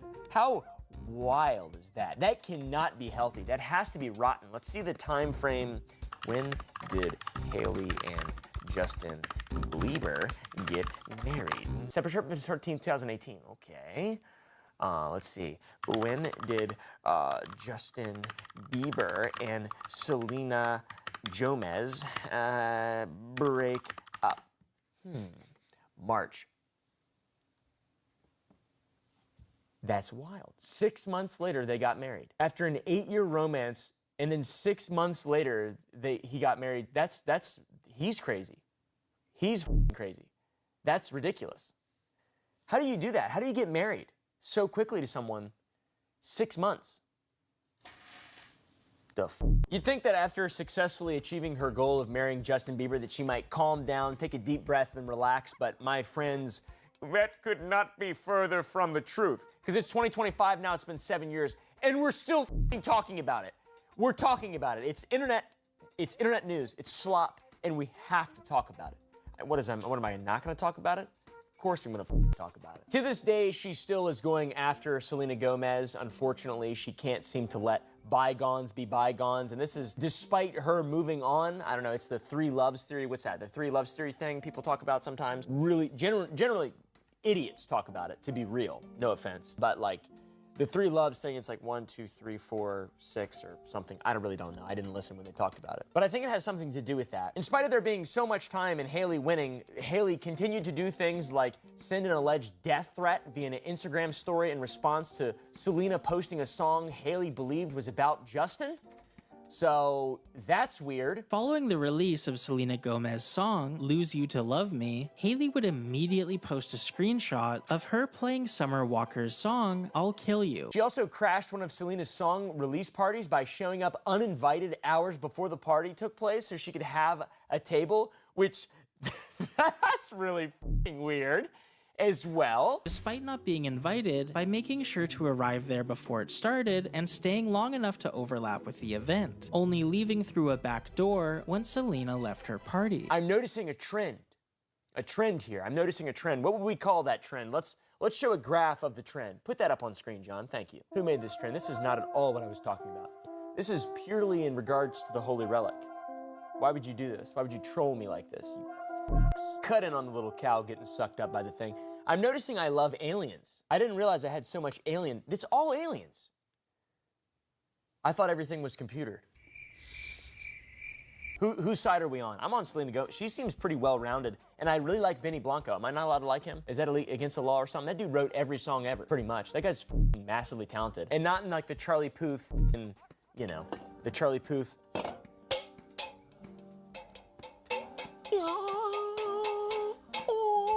Or whatever, and then he's able to write a song with it or whatever.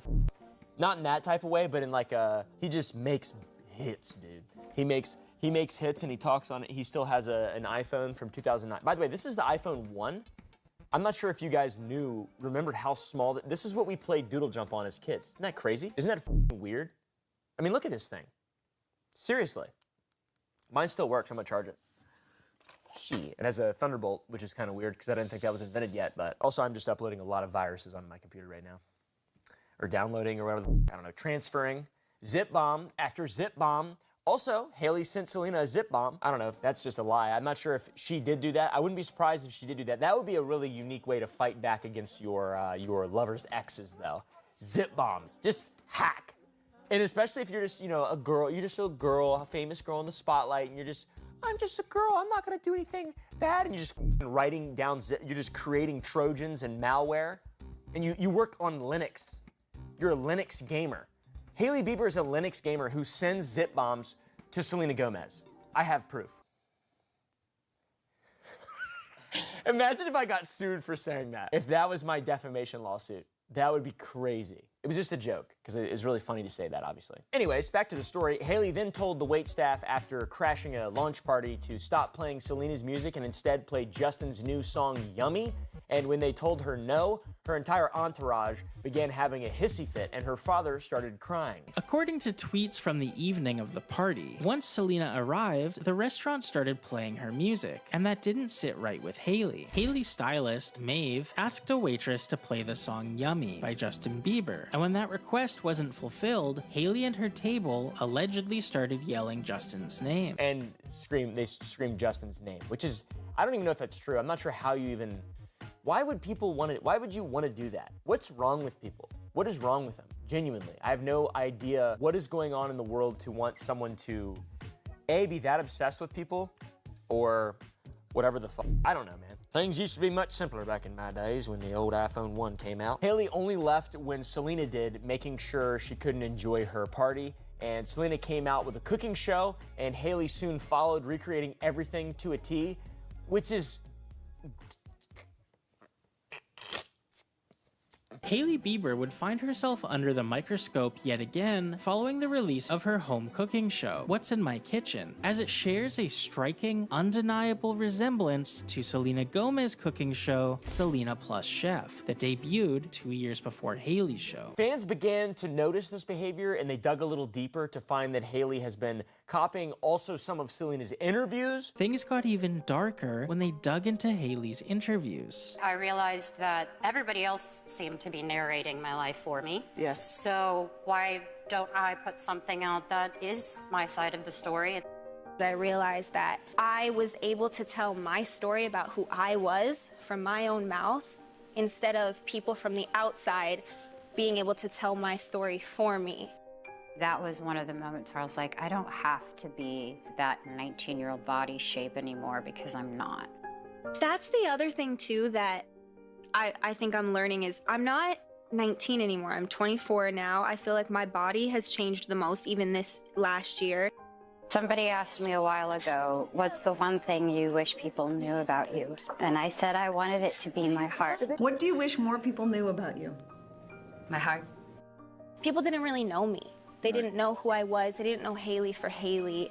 And I just always had this constant battle where I was saying, I wish people just knew my heart. It's just another level of this thing. Like, does this person need help, or... Because it feels like this is just unnecessary and weird. She would copy the interview sometimes word for word, and at this point, people really started to catch on to what was going on, and they started to see Hailey Bieber in a new light. In a f***ing light that had the large stencil of words, crazy! Right over top, everywhere she would walk like a sim instead of one of those plumbuses. I think they're called a plumbus. Instead of a plumbus, or a plumb bob.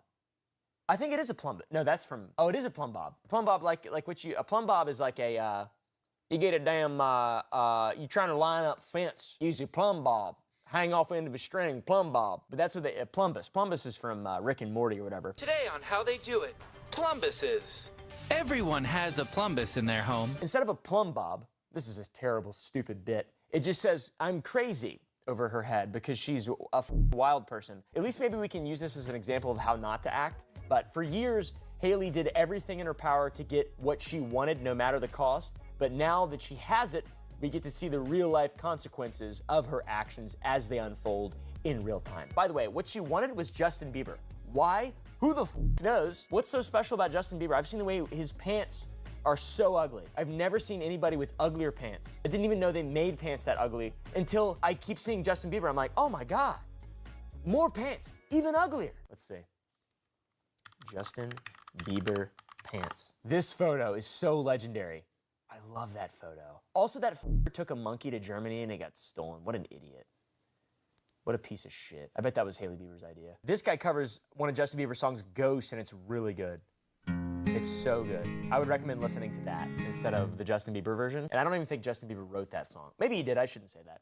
I'm not gonna look it up. Lately, Justin has been acting weird, and it's been concerning a lot of people, because a lot of people are concerned about what celebrities do all the time, and that's a really good thing. And people are wondering if it's Haley.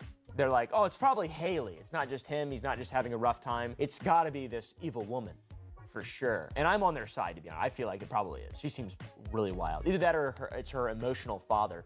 He's been kind of infecting him with his emotions and stuff. This has been spiraling for a little while. We have to go back a little bit. It all starts in late 2023 with Selena Gomez going public with music producer Benny Blanco. Began their relationship in the public eye. And fans start to remember when Justin and Selena were together, and they start to post clips comparing Justin's relationship versus Haley, which this part is the bad part about being a celebrity, I imagine. It's like you can't do anything without people just being like,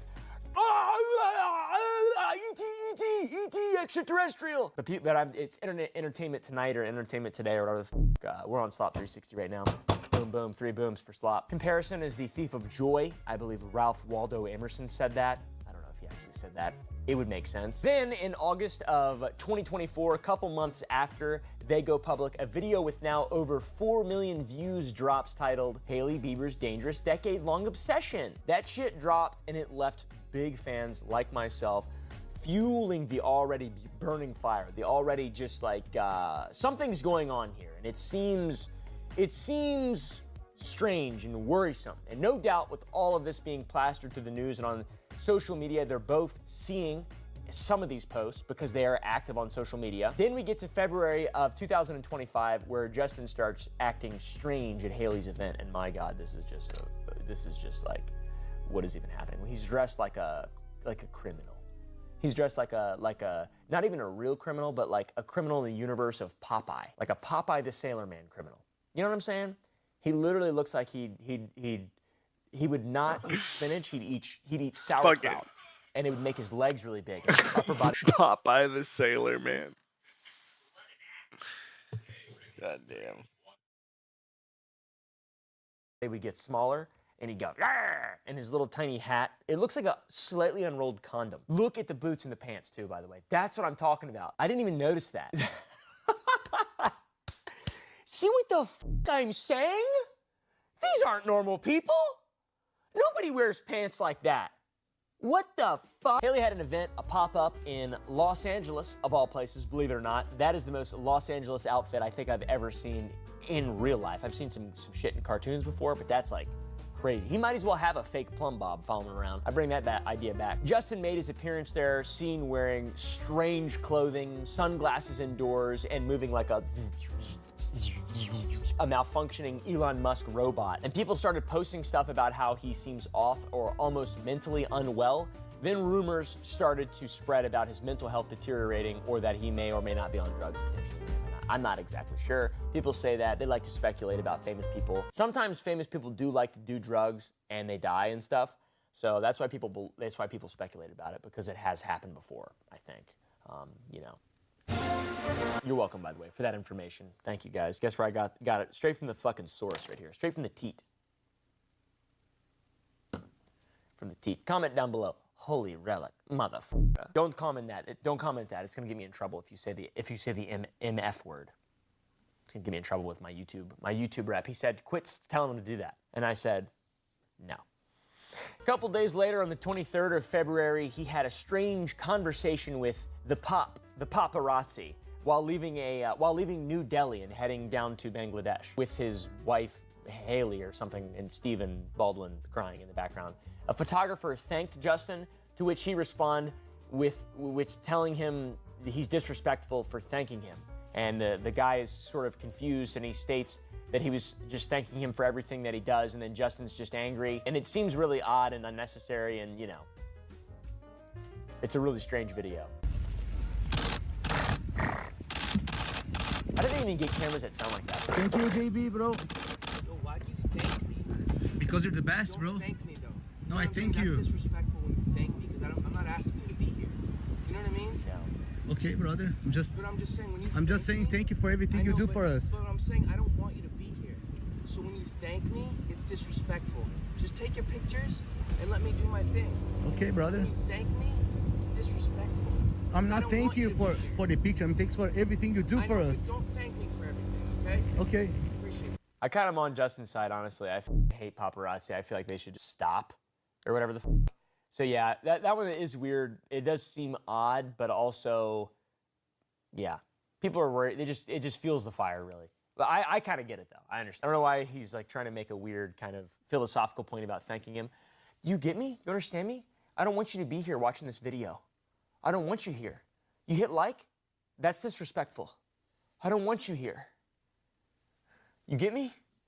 Comment down below if you get me. I don't think you do, but I thank you guys, and I don't think I would like to be actually famous. This is a different level of something that we'll never understand what he's potentially going through. After this TMZ shit goes viral, people start getting worried for Justin, and and he doesn't make it better. On March 8th, a few days later, he posted a cryptic Instagram story. In the post, which is all caps, he states, "We have nothing to prove today," and says, "Nothing is owed to us." And I don't know if that's some ancient alien shit or what the f is going on there, but really weird. Just the gift of life today to accept and receive. That's cool. Nothing is owed to us, and we don't owe anyone anything. Yeah, I mean, it's very middle-aged mom, you know? I like it. Live, laugh, love, kind of. People assume that something was going on behind the screen, questioning if something had happened to his relationship or his mental health, and that would cause him to post a live, laugh, love pilled story on his Instagram, because it is an odd thing to post. You know, it's true, I guess. This would be confirmed, I guess, in some way of Justin making a post of him looking back on his life and stating everything he's earned he wasn't worthy to have, which is, I guess, it's a lot of humility, but at the same time, it seems kind of worrying, because like right before that, he's saying, "You're disrespectful and stuff, like I was a fraud." He's got a song called Lonely. I feel like if we would have just listened to the lyrics, we would have gotten it much earlier. He said, "I am so lonely." Pretty much, a lot of that. He said that a lot. "I feel unequipped and unqualified most days. If you feel sneaky, welcome to the club. How judgmental I am. How selfish I really. I'm not sure what is going on there. I don't know. He's got imposter syndrome. I'm not sure. Who the f knows? He seems very human, though, which is weird. Then he posts this thing about drowning and stuff, and I don't know, maybe it's lyrics to a new song, but a bit of disaster struck right after that. He went live on Instagram, and that shit was weird as f. This is the 29th of March, a couple days ago.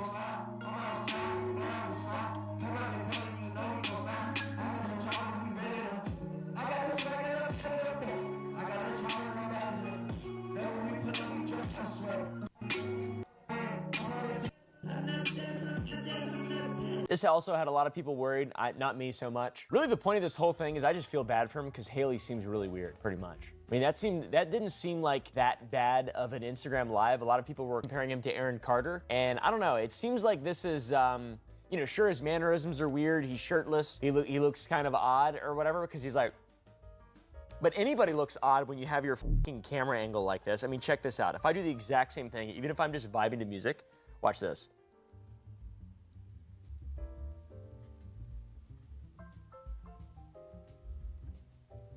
I look objectively worse than him. Look at this. You guys would be so alarmed if actually y'all would probably just be like, that's him. Yeah, that's normal. That's what it seems like to me. I'm not worried about Justin Bieber. I'm just hoping he gets away from that cretin that he's with. I didn't know about all that Hailey Bieber shit. People did say he was slurring his speech and looked half asleep or whatever the f. It does get weird though. After that, he deactivated his Instagram the next day. I assume that could be because of just the way people interpreted that live video or something. I don't know. People are trying to be helpful, I think, and like speculating and like, oh, care for me. It's like Aaron Carter. No. Aaron Carter died, by the way, and kind of had like a public struggle for a while. And everybody was just like, oh, he's just a crazy famous kid, who cares, and all that stuff. And then he, I think he OD'd. It seems like a lot of overwhelming attention just in an extremely negative way. And,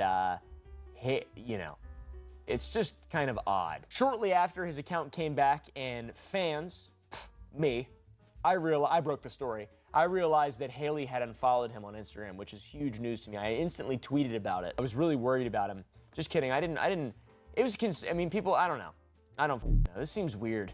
Obviously, Hailey would talk about that, and she said that it was just a glitch. And the glitch was caused by him deactivating his account or something. I'm not sure. Then on April 1st, Justin Bieber posted a tattoo of H22. People believe the meaning behind, by the way, our main source for this is Page 6, which is like a very credible news source. Haley, H22, November 22nd is her birthday, apparently. I don't know, dude. I don't know what that means, and I don't know.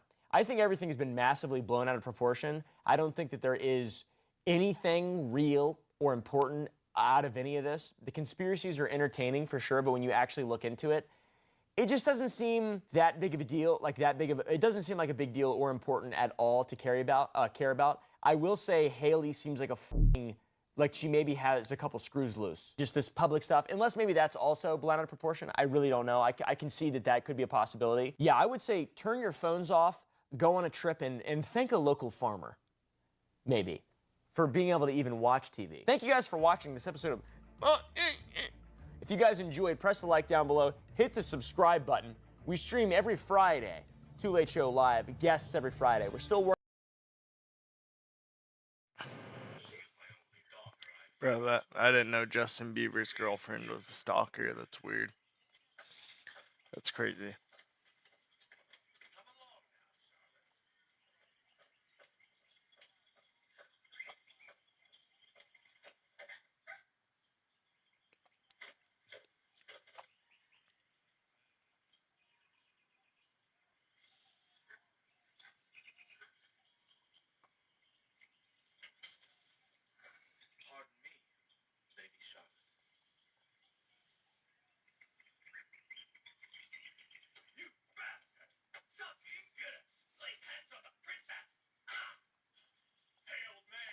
Charleston White is one of the craziest people out there in the online sphere today. A police-loving, gangster-hating activist who isn't afraid to express his opinion. This is a man who's seen so much in his life that he won't even appear on stream with someone like Aiden Ross without packing a weapon. Yeah, listen.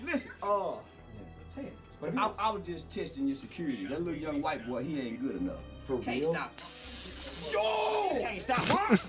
Talking about I can't bring no money. No, I brought this for you, nephew. Oh, what is it? No, it's yours, a taser. I ain't gonna lie. Bring me one too. You can't stop. Damn, you heard how ferocious he sounds? Yes, man. Want to fight? How many extra ones you got? And over his time in the spotlight, he's even veered into full Uncle Ruckus from the Boondocks territory with some of his remarks. Anywhere else in America? Yeah, where they got white people. Look like everybody know their place around here. Everybody mind their business. Do you feel more at home here or like inside of Nigeria? Nigerians are ugly. I ain't never seen a handsome Nigerian or a pretty Nigerian woman. This is Thames. She one of the most famous singers right now. You're a pass. Damn! I like light-skinned girls, really. Her forehead too big. Yeah, give me a Kardashian. Fuck a Nigerian, nigga. This is Arya Starr. She a famous Nigerian artist. Yeah. She might can get it. Would you ever move there? I wouldn't even visit Africa. They don't have no Chick-fil-A's out there. Smash or pass? Okay. First one we got Sexy Red. Pass. She just had an STD according to her baby daddy. Have you ever paid back in the day? No. Okay. You interested? No. Okay. You'll never run for president. You give up all your privacy. What? You like to get high, you can't sneak and get high. Put all your dirty laundry out there, and they got nothing on you. Look at Bill Clinton. Capable of producing memorable quotes at a moment's notice, the man, also known as Rat Williams, has become one of the most sought-after interviews in the entire game. But while you may think that he's just an amusing oddity of a guy, there's a much more sinister side to this man than you might have thought. In fact, both his past and present have proven that beneath the humor lurks his true nature and some unforgivable deeds that he's been behind in his life. It's your boy Luesta, and this is the dark side of Charleston White. Throughout his time in the public eye, Charleston has made a living off of shocking the public with his remarks. However, he's always maintained that there's a little exaggeration at play, and it's really just his true personality ramped up. I reflect. What most people see me, man, is a reflection of our communities, right? The reflection of what we see on social media. A bunch of bullshit, some entertainment, some foolishness.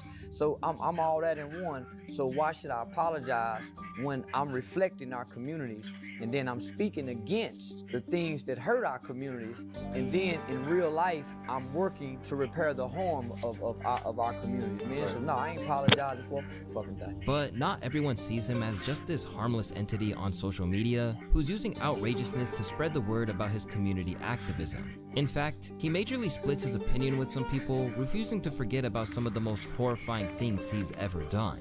If you genuinely like Charleston White and tune into his lives every time he's up, there's something wrong with you. This man has said every degenerate evil thing imaginable, and he still gets support. Crazy. While others think he's simply a source of entertainment. Natural-born comedian. So what exactly are those people who are so concerned about his influence on the public, referring to him when they say that he shouldn't have a platform? Well, for starters, let's go back to the incident that started his entire journey from ex-con to motivational speaker. Because now, it turns out that he handled it in a way that's turning off even some of his biggest supporters. September 16th, I ran away from home and I went on a crime spree. September 18th, that crime spree led to a guy by the name of Michael Levy losing his life. So man, I just wanted to steal some jackets so I can have me a starter jacket to wear at Tingles. All I had to do was go home, man, and ask my mama to buy me one. There was a white guy by the name of Michael Levy in the parking lot working on his car. And so he saw what was happening, saw us running out, and tried to thwart us, tried to stop us from stealing those jackets. He ran, jumped on top of the car, started hitting the windshield. Glass was shattering in my friend's face. I handed him the gun and instructed him to shoot Mr. Levy. He shot Mr. Levy.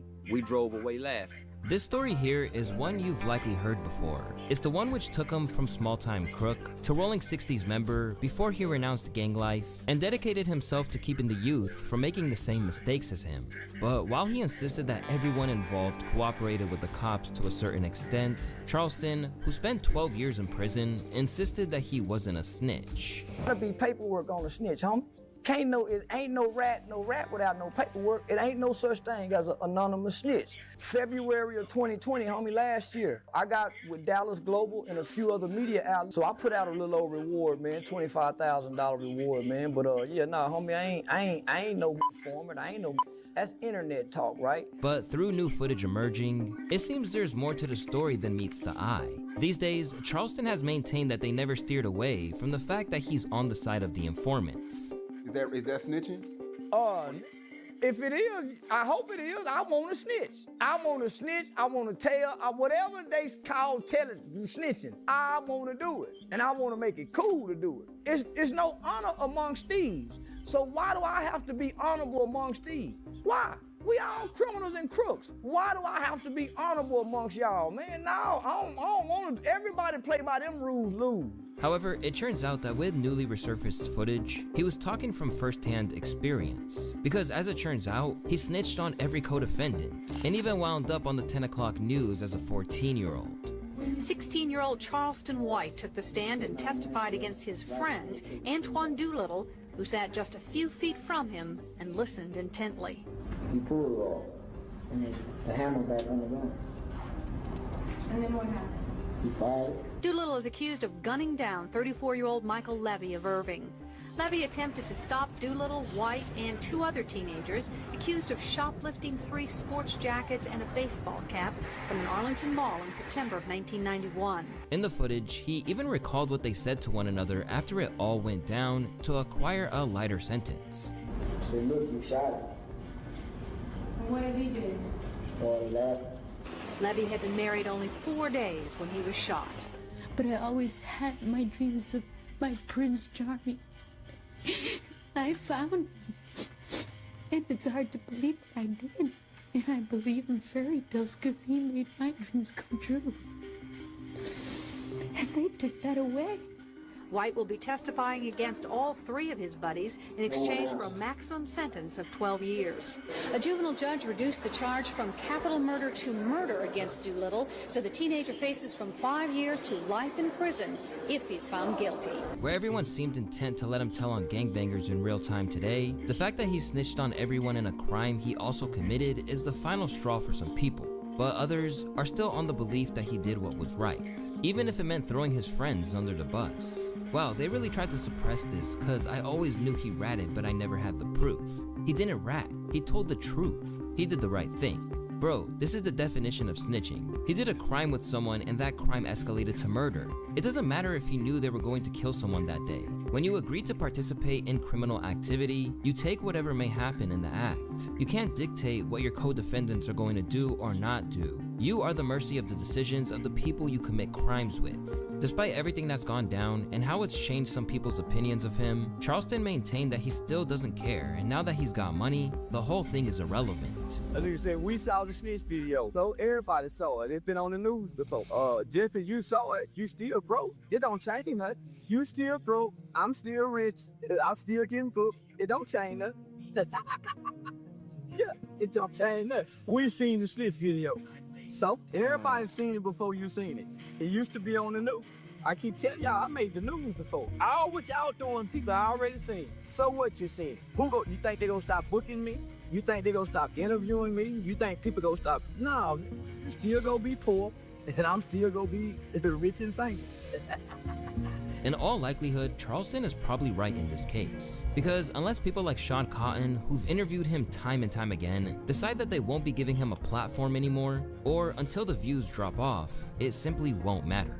And when you really consider everything else that he's gotten away with, it's likely that the story of him snitching long ago won't make a great deal of difference. Because when you look back, this is far from the only thing he's done, which hints to the true darkness that resides within him. When Charleston discusses his issues with gangs, rappers, and everything in between, it's always through the lens that he wants to do what's best for his community. A lot of people on the internet like to say you're racist, like you don't like black people. The black people don't like black people. Who all the rappers talking about killing? How they gonna say I'm racist when I don't never say let's kill? The rap nigga, every song he make is about a black person.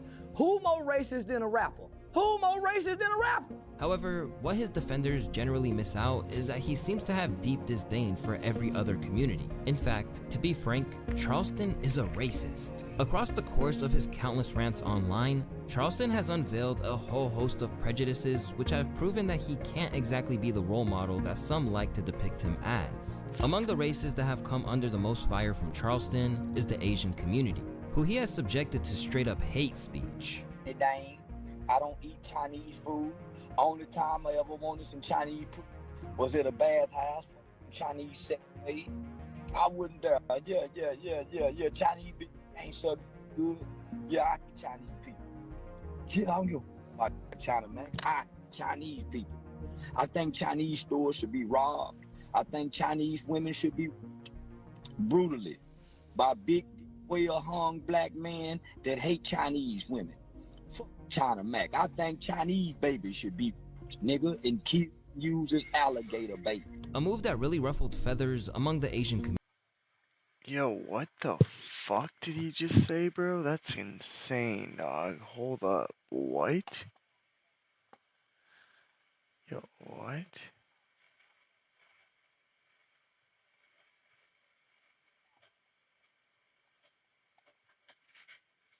Food. Only time I ever wanted some Chinese food was at a bathhouse from Chinese sex aid. I wouldn't dare. Yeah. Chinese people ain't so good. Yeah, I eat Chinese people. Yeah, I don't give a fuck about China, man. I eat Chinese people. I think Chinese stores should be robbed. I think Chinese women should be brutally by big, well-hung black men that hate Chinese women. Fuck China Mac. I think Chinese babies should be nigga and keep used as alligator bait. A move that really ruffled feathers among the Asian community. It was a scenario which China Mac was ready to throw hands over. So this video this clown Charleston White just made, right? And before I go any further, let me say this. Let me make this very clear. Charleston White don't speak for all black people. He don't. This ain't a black and Asian thing. This is a Charleston White thing. So we gonna keep it on Charleston White. Charleston White, you a bitch, right? You got a lot of foul stuff to say about my people, and we gonna hold you accountable for that. Facts. April 30th, you're gonna be in New York City, right? You got a show at the Gramercy Theater, right? With academics, right? Academics, you stand by this, bro? Like, you co-signing this? You co-signing this racism, this rhetoric, this bullshit? Is you co-signing that? Because inquiring minds want to know, bro. Like, you know what I'm saying? Gramercy Theater, right? April 30th, right? Say less. Ever since then, he's been locked in an ongoing battle with the Asian community over their use of the N-word, and there's no signs of it slowing down anytime soon. But they're far from the only group to get his wrath. Recently, he's been actively advocating for war crimes in the case of Russia versus Ukraine. I just want to say to everybody, Ukraine. Yeah, we don't give a damn about Vladimir Putin going over there, bombing them people. Them people all year long, you ain't said nothing about Ukraine. Fuck Ukraine. Yeah, we don't give a damn about Russia or Ukraine, not no.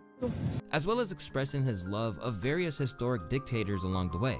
Yeah, I'm a fan of Vladimir Putin. I think he the baddest world leader in the world. And shit, I like him and Kim Jong. Yeah, and Muammar Gaddafi, but they killed Gaddafi. But yeah, Ukraine, blow it up. Yeah, we don't give a damn about that shit. Yeah, them people and who die over there tonight. We don't give a damn about none of that shit. However, it's nothing compared to what he had to say about Indian people. Love from India. Get your ass out of here. You one of them red dot sand, red dot forehead. Yeah, you got y'all, get out of here, red dot head. Don't like you people neither. I don't like Indians. We don't know what to be. I don't like Indians. Y'all stink and y'all fools stink too. Nigga, my grandma played. My grandma no man now. Y'all are some of the most distrustful motherfuckers in the world too.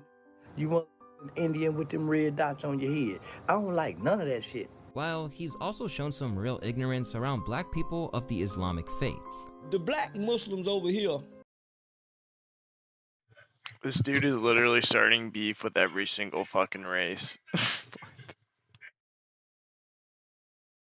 It's broken in spirit. They ain't no motherfucking suicide bomber kind of. They ain't gonna kill nobody in the name of the religion. Yeah, they'll beat you up. Yeah, they'll jump on you. But these Muslims over here ain't gonna take no airplane and run it into no motherfucking building, these black Muslims. When they embrace Islam, you don't see no real transformation in their actions. These remain the same. Yeah, they give up eating pork, but they keep sucking. Dude. They keep eating ass. They'll stick their tongue in any hole's mouth. And in turn, it has led to one of many accusations that he is a hypocrite who constantly contradicts himself. One minute, this guy is defending Palestinian Muslims. Next minute, he says some ignorant shit like this. I can't take this guy seriously. He don't know the difference between Nation of Islam and Islam. However, he's clearly intent on offending every trace of people possible, because he's unveiled some anti-Semitic tendencies too, after a stream with Aiden Ross went wrong. The Jews, nah, we the real motherfucking Jews. The nappy hat that was in chain. Fuck them Jews, ain't that? The Holocaust was fake. Yeah, the Holocaust was some made up shit. Yeah, they made up some shit. That shit like Valentine's Day and Christmas. Made up. Fuck you talking about when Jesus was born, it wasn't even no December. The Holocaust is fake, y'all. Aiden and his family them is some lying motherfuckers, and I rock with Hitler. I'm a Hitler-loving motherfucker. They go treat me like this, fly me out here and I love Hitler. Hi, motherfucking Hitler. The motherfucking Jews ain't suffer what the niggas suffer. You ain't never seen a Jew hanging from a motherfucking tree like they used to. This left Aiden shook to his core. Don't even entertain that shit. Bro, what the f? Bro, no, that's insane, X. With all of that hate in his heart, it's clear that Charleston isn't afraid to take on anyone. Nor is he worried about who he offends in the process either. But shockingly, it's not just humans of all creeds and colors that are subjected to his crazed behavior. Because among the most disgusting of his behavior is the way he's treated animals. Over the course of his IG lives, Charleston has hinted at his distaste for household pets, and hinted that he was happy to abuse even his wife's dog. Listen, what say it again, baby? When our dog see me, what he do? Turn around. Look, this how much I mistreat the dogs and cats. When the dog see me, them over go the other way. If he be at this door right now and he see I'm home, he won't even come in the house. So, I mistreat the out of the house. If he in the house, he want to go outside. And if I come home and the dog in the house, he want to go outside. That's a clear sign that I do mistreat animals, and I do it like so yeah, you animals, I to all kind of shit. I put firecrackers in cat ass for 4th of July. But considering he said beforehand that his character is a gimmick to a certain degree, people who supported him would have acted like this whole thing was just part of his persona, until it became clear that he really does mistreat animals at a moment's notice. At one point, footage emerged of him trying to get a dog high. He gonna be wobbling in the bit. Say that I'm getting the dog full of goddamn dope. They hiding the animal shit. It's on video. They ain't never said we couldn't get the dogs hot. You talking about they ain't feeling no pain. Come here, Leo, watch this here, y'all. Watch this. Come here, Leo. You want some more? He don't want no more. No. But this was nothing compared to when he was arrested for aggravated assault with a deadly weapon and cruelty to animals stemming from an incident where he wound up deploying his infamous mace on a cat. I don't give a fuck about you macing no fucking cat. Mom can't tell me what to do with my stray cats. If I want to keep them, motherfucker, I can. If I want to cook them, can't nobody tell me what I can't do with my stray cats on my land. Them cat. Yeah, I try to keep one every day. He can't do nothing about it. He don't do nothing about me macing cat. He in pain. Come save him. Help him. He needs some help. Here, kitty. That bitch needs some help. Help him. From that point on, he lost more and more supporters, as while they could. Bro, that dude maced a cat. That's so fucked up. I got a Miss Kibbles right up there in her little kitty tree. I'll whoop a motherfucker's ass. I'll whoop some ass. You heard me?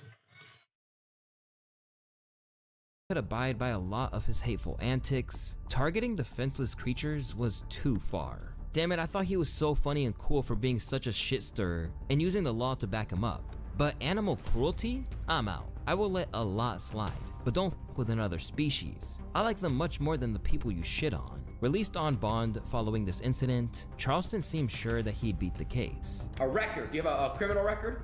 No, but I'm out on 2 felony bonds. Now I'm out of, I don't have no felony conviction, but I'm out on bond. Then you're good then, you're good. I ain't been convicted yet. Okay, good. Well, what are your pending convictions, if you don't mind me asking? I'm not trying to be a fat, I'm just curious. Yeah, for they said I maced a cat, and then I pulled a gun out on a gangbanger killer. Yeah. They just dropped one of the charges the other day, though. I know you didn't do any of that stuff, so it doesn't even matter. Yeah, it was a skit on YouTube, man, and the owner of the cat came out and said it was a skit. So, we go to court. We have a hearing on the 29th to see how the charges drop. Fire. Yeah, bro, dude, I know you're like you're the least violent person I know, bro. Like, even when you and I were reenacting like that stuff in Vegas, it was all an act and skits anyway. But in the view of OG Percy, the whole thing was simply proof that the system is trying to jam him up, or worse. People have called in on Charleston and reported him to be suicidal. That's crazy. When they start mixing you up like that, somebody trying to get down on you. Somebody trying to get down on you. He's been reported on 3 different things. Yeah, he ain't had no business going in there cooking that lady goldfish. That's cruelty to animals, man. That was that lady pet, man. You don't go in there and cook that lady goldfish like that and batter that fish up like that, man, and throw that fish in that skillet. I guess he was hungry. He got him a cruelty to animals. Now, Charleston being wrongly incarcerated would certainly be ironic, particularly because he seems unwilling to accept that anyone who winds up in jail isn't totally responsible for what they've done. And unfortunately, this extends to his views on victims of police brutality. While many people are deeply critical of the cops, part of Charleston's entire brand is actively shooting them bail whenever possible. Why don't you say anything about police brutality? When last time police done killed him? That shit happens a lot. It may not be George Floyd media status, but that shit happens a lot. Okay, so I often look at those statistics. The police shoot more mentally ill white men than anybody. The white boy mama who done called the police on him because he had to have, so if you look at the statistics, the police on the average shoot more white people than they do black people. But it doesn't extend to just believing the institution of the police. Over the years, he has blamed the likes of George Floyd and Mike Brown for being killed at the hands of the authorities. When did stop wanting to go to jail? And George Floyd just got in the car, homie, he'll still be alive. I saw a video yesterday in the court that they played. The brother was saying it was a black man saying, say, brother, this. And George said, man, no, man, just get in the car, homie. And if you land on me like that, homie, I got a will to live. I ain't finna lay there peacefully and let you just peacefully me. I'm gonna flop. I'm gonna kick. I'm gonna spit. I want to live, homie. I saw a man that didn't have the will to live when I saw George Floyd die. It's the same story with Trayvon Martin as well, with Charleston basically praising his killer, George Zimmerman, as some sort of hero. Trayvon Martin was an angry black kid that had to be sent to his father because he lacked discipline, grew up in a home with his single mother. Any well-behaved kid with manners that had respect of adults, once George Zimmerman approached him, whether he's right or wrong, as a child, this is an adult. You get off the phone with that fat-ass girlfriend you call your dad and say, hey dad, it's an adult around here that just stopped me. He says he's calling the police. Rather than doing that, he had an attitude because as young black males in this country, we have an authority problem because we walking around angry, displaced from our father's issues, but we resent our mothers. He underestimated this kid and he was looking for trouble, but by law, he was right. And he was judged by his peers, so we can't say nothing once you're judged by your peers. And this has been consistent throughout his run. Flash forward to today, he is now denying that Carmelo Anthony deserves any help from the black community after allegedly killing Austin McCaff in self-defense. No wonder Dr. Kingdom could get some things that we can't. Because Dr. Kingdom said, hey man, don't hit him back. Hey man, don't hit him back. And those people got way more. Now this group say, let's show kids, you hear about kids every day in the hood school getting bullied, but y'all have this much outrage for bullying. They have a no bullying month, but y'all don't have this much but now all of a sudden it's let's kill the bully. Most of y'all are bullies. And in this instance, he is deemed to be a hypocrite for preaching self-defense one minute and condemning it the next, as if he didn't launch a pig poker to the head of an unarmed assailant or mace his boxing opponent. You keep trying to fight. It's a difference between fighting and boxing. Yeah, I keep trying to tell you, I'm a motherfucking boxer. I don't do no motherfucking bar fights. Yeah, I know what's wrong with you goddamn nigga. Yeah, I ain't with no motherfucking bar fighting. I'm a motherfucking amateur professional boxer with the motherfucking USA Boxing Association. Don't put your motherfucking hands outside of me, outside no fucking boxing ring.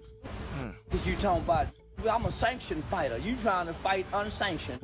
I'm a professional amateur motherfucking fighter now. Keep it motherfucking hand. Didn't know I got your motherfucking Mace boxing glove. I got your motherfucking Mace boxing glove too. Keep your motherfucking hand. Wasn't no referee there. And at this point, he doesn't even like being pressed verbally.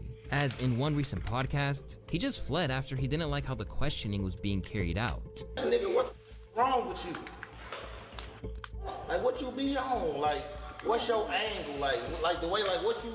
I'm an angry nigga. I figured. I wake up just like the rest of you shoot up the neighborhood. I wake up angry just like everybody else. Go to the club that don't pay attention to no bitch that tap his pocket and say, there go them hoe ass. I ain't no different than that. How you angry nigga and always popping your shit like you a happy? And you won't let me answer. You asked me a question. But you on some police shit. I asked you something. You go with the police. Your first question. Your first question was. What's the first question? Let me see if my old ass got I'm done. Get them back their money. They won't let me answer the question. Get them back their money. Hey man, get your old ass back. Hey, get your sensitive ass back over here. Man, get back their money. Let's go. Ask me 50 questions at one time. But the last person who'd be liable to see it that way is Charleston White. At this point, it's clear that the Texas native is stubborn in his beliefs and has no interest in changing his mind, which is exactly why he has no problem blurting out wild homophobic remarks without hesitation. I can target sexuality just like I target gangsters. Nothing, y'all aren't exempt just because y'all gay. We can pick on gay people. We can we pick on disabled people. We can pick on gay people. We can pick on y'all too. You got any gay friends? No. You listen to any gay artists? No. So what about after the day? What you think about that? Well, she with me. So if she ain't no good and her music ain't no good, I'm gonna pick on her just like I do the other rappers. Oh no, you ain't gonna pick on this one. Well, if it's good, if you make them hits, then we go. I like good music. Luther Vandross gay, and I listen to him. Okay. I do got something against gay community. I think I do have against the gay community. I think the gay community is trying to push gayism off on everybody, even though we don't. Y'all are trying to make us accept it. So yeah, I got a problem with the gay community. I do. Why you gonna blame the gay community? What make you feel like we? Because what you mean? Because so why? So if it's a choice, then why don't they let us tease them? Just like that. So everybody else get teased in this world, right? What I'm saying. So why can't gay people? Listen. So listen. Why do my beliefs matter? They letting people choose. I ain't got nothing to do with they. I hate it. So why do my belief respect matter? choices, though, I right? don't respect nothing. But of all the dark and sinister things he's admitted to on video or claimed he's done in the past, none are quite as hard for even his followers to stomach than his proud claims of abusing women. Over the years, Charleston has made it pretty evident that he isn't exactly a model husband. However, he claims that his constant cheating is tolerated by his wife. There's some women still put the Lord on the. I'm not bullshitting. That's probably why I went to jail. Yeah. That's why I tell me, baby, stop praying shit. Yeah, that's probably why I went to jail. Yeah, she said, baby, I just pray about it. See, I come home, Bible be open sometime. See, I come in the house, and she listen to that gospel shit. I'm oh, man. Half bad nervous and shit. Yeah, so she just turned me over to the Lord, like Mama used to say. Yeah. Baby, they said I'm back home. Have I ever left home, baby? Never left. I just went and got another spot. However, that's barely scratching the surface here, as he's also claimed in the past that he has no issues with hitting women if he has to. I went to 7 strip club last night. There wasn't no police around. King Von's sister wasn't ready to go meet Von, and they were gonna be hugging and rubbing their elbows together. Had that little girl hit me. Yeah. Bitch hit me. I turned into it. My hand turned by. Bitch, she pow. Had my wife daughter. My wife daughter slapped me. I knocked her head off her shoulder. But unfortunately, things get even darker from here, as in various interviews, he's spoken out about how he took advantage of women in the past. Oh man, no, just sitting here talking to these people, telling about when I was just one girl one time. Could come home with me, let me heat on up. We worked together. She was allowed to me. She let me. She let me eat on up. And then when I get ready to stick it in, she say no. So I took it. That's right. That's what I told her I did the right thing. I'm verbally women. You got and I'm mentally. If then I do some psychological, it all wants what to do. I'm a man that strongly believe that some women need their whooping they too. So I'll advocate too for some people. So just need to. So you get your fucking ass out of here if you got a problem with what I say. So what? I done before. Nobody cares. Nobody cares that I done took some before. I'm still getting booked for shows. I just left Nashville. I'm over here by y'all, right by Canada. There go Canada right there. Look, I'm right by Canada. There go Canada right there, apple and peach. Who cares about a fat white rock? Y'all, I'm having so many goddamn fun. Getting booked for shows. When I leave here, guess where I'm going? Another state. I'm booked, brother. So who get that Charleston White done took some before? As part of his larger hatred of other races, he's even claimed he did this as an act of revenge. I don't give a damn about no monetization. I don't give you. You won't even say you. You can't even talk to it like me. You can't even talk to it like me. I stood over a white man and watched him die when I was a kid. I'm online brag about white hoes. You can't even speak to me. You won't even say the word Jew, boy. So like you can't even talk to no like me. And I know what a white boy look like when he died, take his last breath, like they used to do to me. I'm the first in America to ever come on any platform and brag about white women. What you gonna say to me? Naturally, this has disgusted people, who can't understand how anyone could stand idly by and defend that kind of behavior, let alone brag about it. Instead, Charleston has acted like it wasn't a big deal. And I tell them everything they want to hear so I can tell them everything they need to hear. This is what redemption look like, man. Not the internet persona of the mother. This is what redemption really looks like, right? Because I wanted to kill. I wanted to be gangster. Bro, what?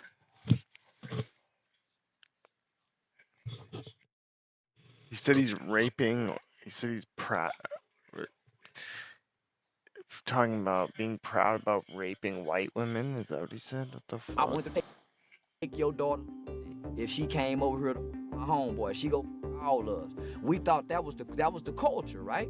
Run a train on the bitch. So But to some people, this was the final straw, prompting an enraged D.L. Hughley to call him out on DJ Vlad. I don't understand how some of these things happen. Like, I don't begrudge anybody having an opinion. When somebody talks about f***ing a baby and women because they have a beef with somebody, and people think that that's acceptable, how the fuck does that happen?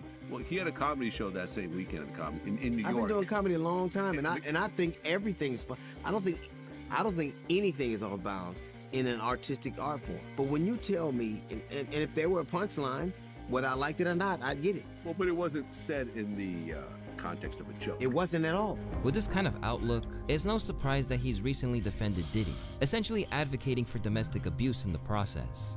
Well, I just want to say this.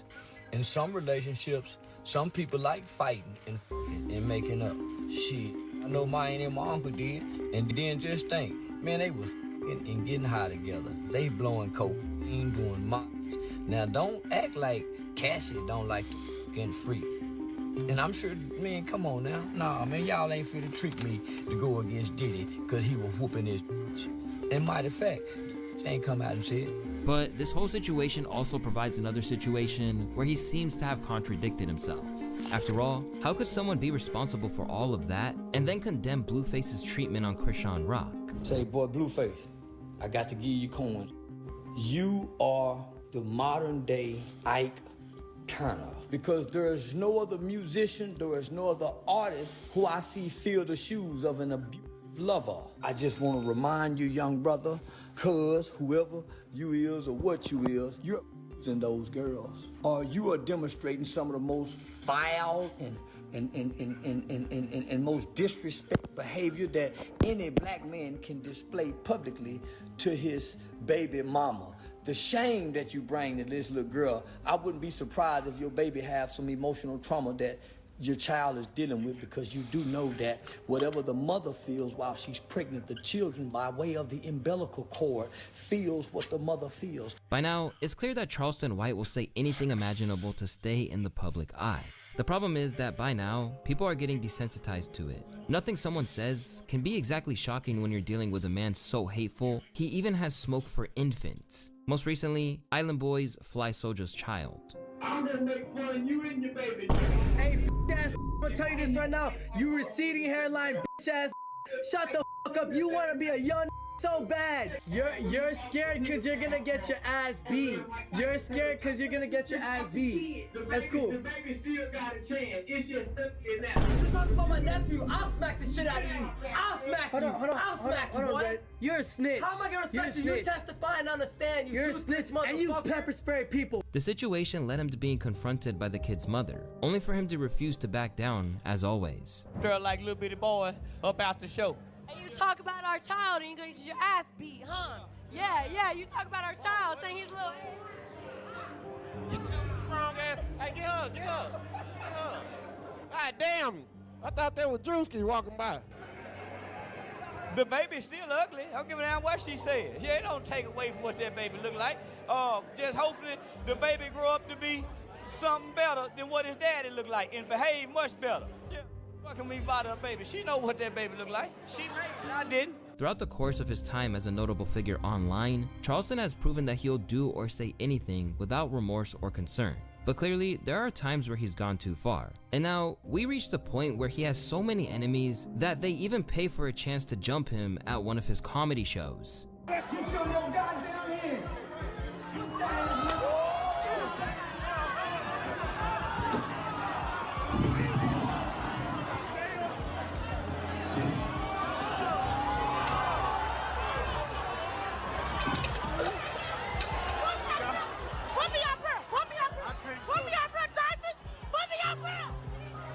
And in the eyes of people like Boosie, there's only so long he can outrun everything he's said and done before it all catches up to him.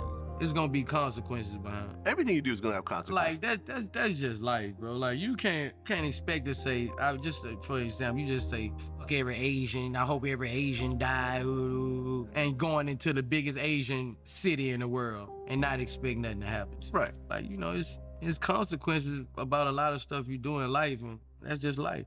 But when you consider some of the viewpoints he's put forward here and the diabolical things he's admitted to, it's always a huge miscalculation when he said he's ultimately trying to make it as a star. I'm on her bullshit.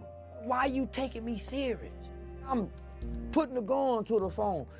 I'm trying to get into Hollywood. I'm reenacting President's Day. I'm doing all kind of shit, man. It's called content creation. But there's no way he's gonna outrun what he said to integrate into Hollywood. With the kind of baggage he brings to the table, there isn't a company on earth that would invest in Charleston long term. So instead of professing to the movies like he believes he can, he's stuck doing whatever interview comes his way forever. And now, he has to do it looking over his shoulder. Because whether it's an Asian Crip, an animal rights campaigner, or the parents of a kid he's called ugly, this man has a world full of ops just waiting to catch him slipping. It's your boy Luesta, and I want to thank y'all for watching today's video. As always, I'll see y'all in the next one. Peace.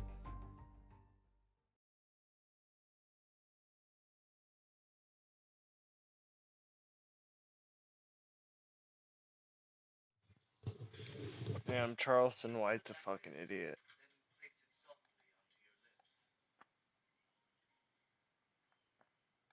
You guys know Dr. Evil?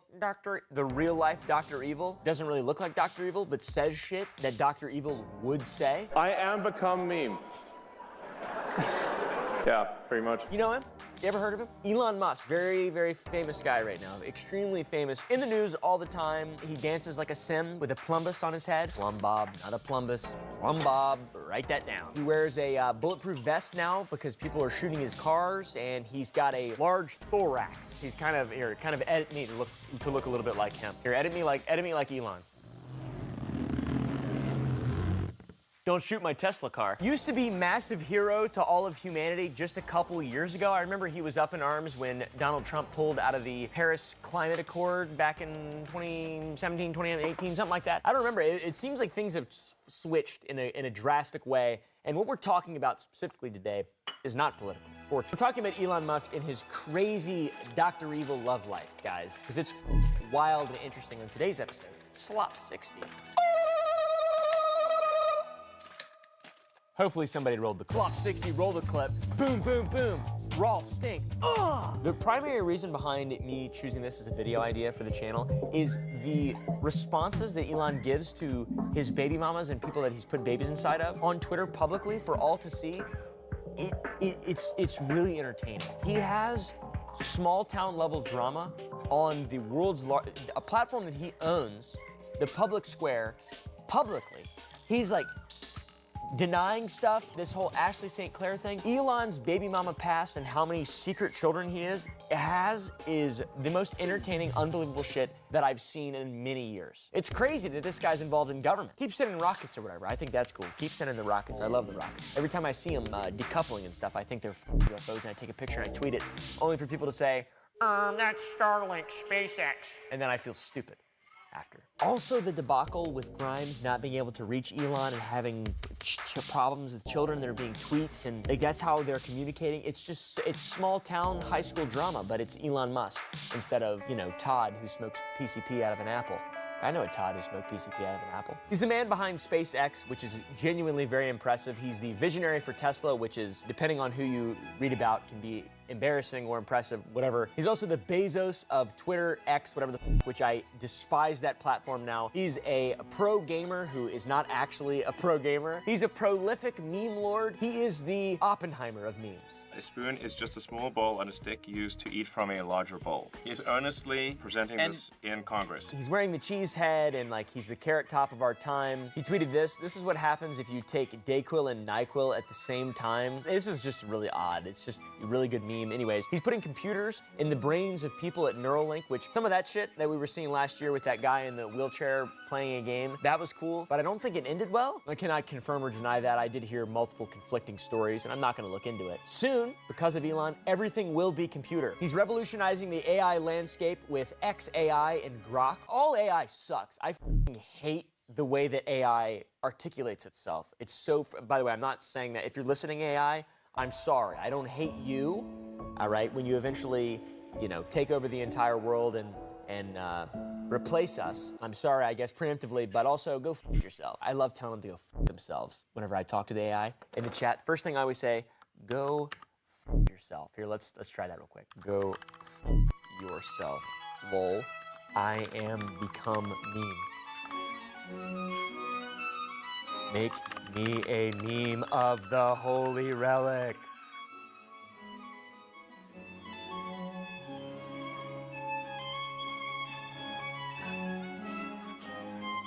What kind of f***ed up website is this? Elon Musk is now the deep state, kind of, and he governs the government with Doge. I don't know if he's leaving soon or something like that, but he's also a loving and very present father to about 14 children, and he retweets things that are positive about himself, doesn't like criticism necessarily. Spoiler alert, one of the things that I said is not true above. One of the things is not actually true. Elon would like you to think that he gets 36 hours out of the day, even though there's only 24 hours. He lives his day as in 6-hour day-tight compartments, like Dale Carnegie said in his book, How to Stop Being Anxious, or whatever the that book's called. It seems like there are a lot of sacrifices that have to be made in the name of pushing the world and humanity forward in the style of Dr. Evil, aka Elon Musk style. This is the chainsaw for bureaucracy. Chainsaw! Elon Musk is a major advocate for making sweet, sweet love, also known as baby making. And this is because Elon is the savior of humanity that believes that declining birth rates are the biggest threat for our species. I would love to have a child someday. I have nothing against having children. I think everybody should have a child at some point. Everybody, literally everyone, ever. Not really, that's not true. Elon believes that there is not enough people, and he wants to make more single-handedly, lots more. And yet so many people, including smart people, think that there are too many people in the world and think that the population is growing out of control. It's completely the opposite. Please look at the numbers. If people don't have more children, civilization is going to crumble.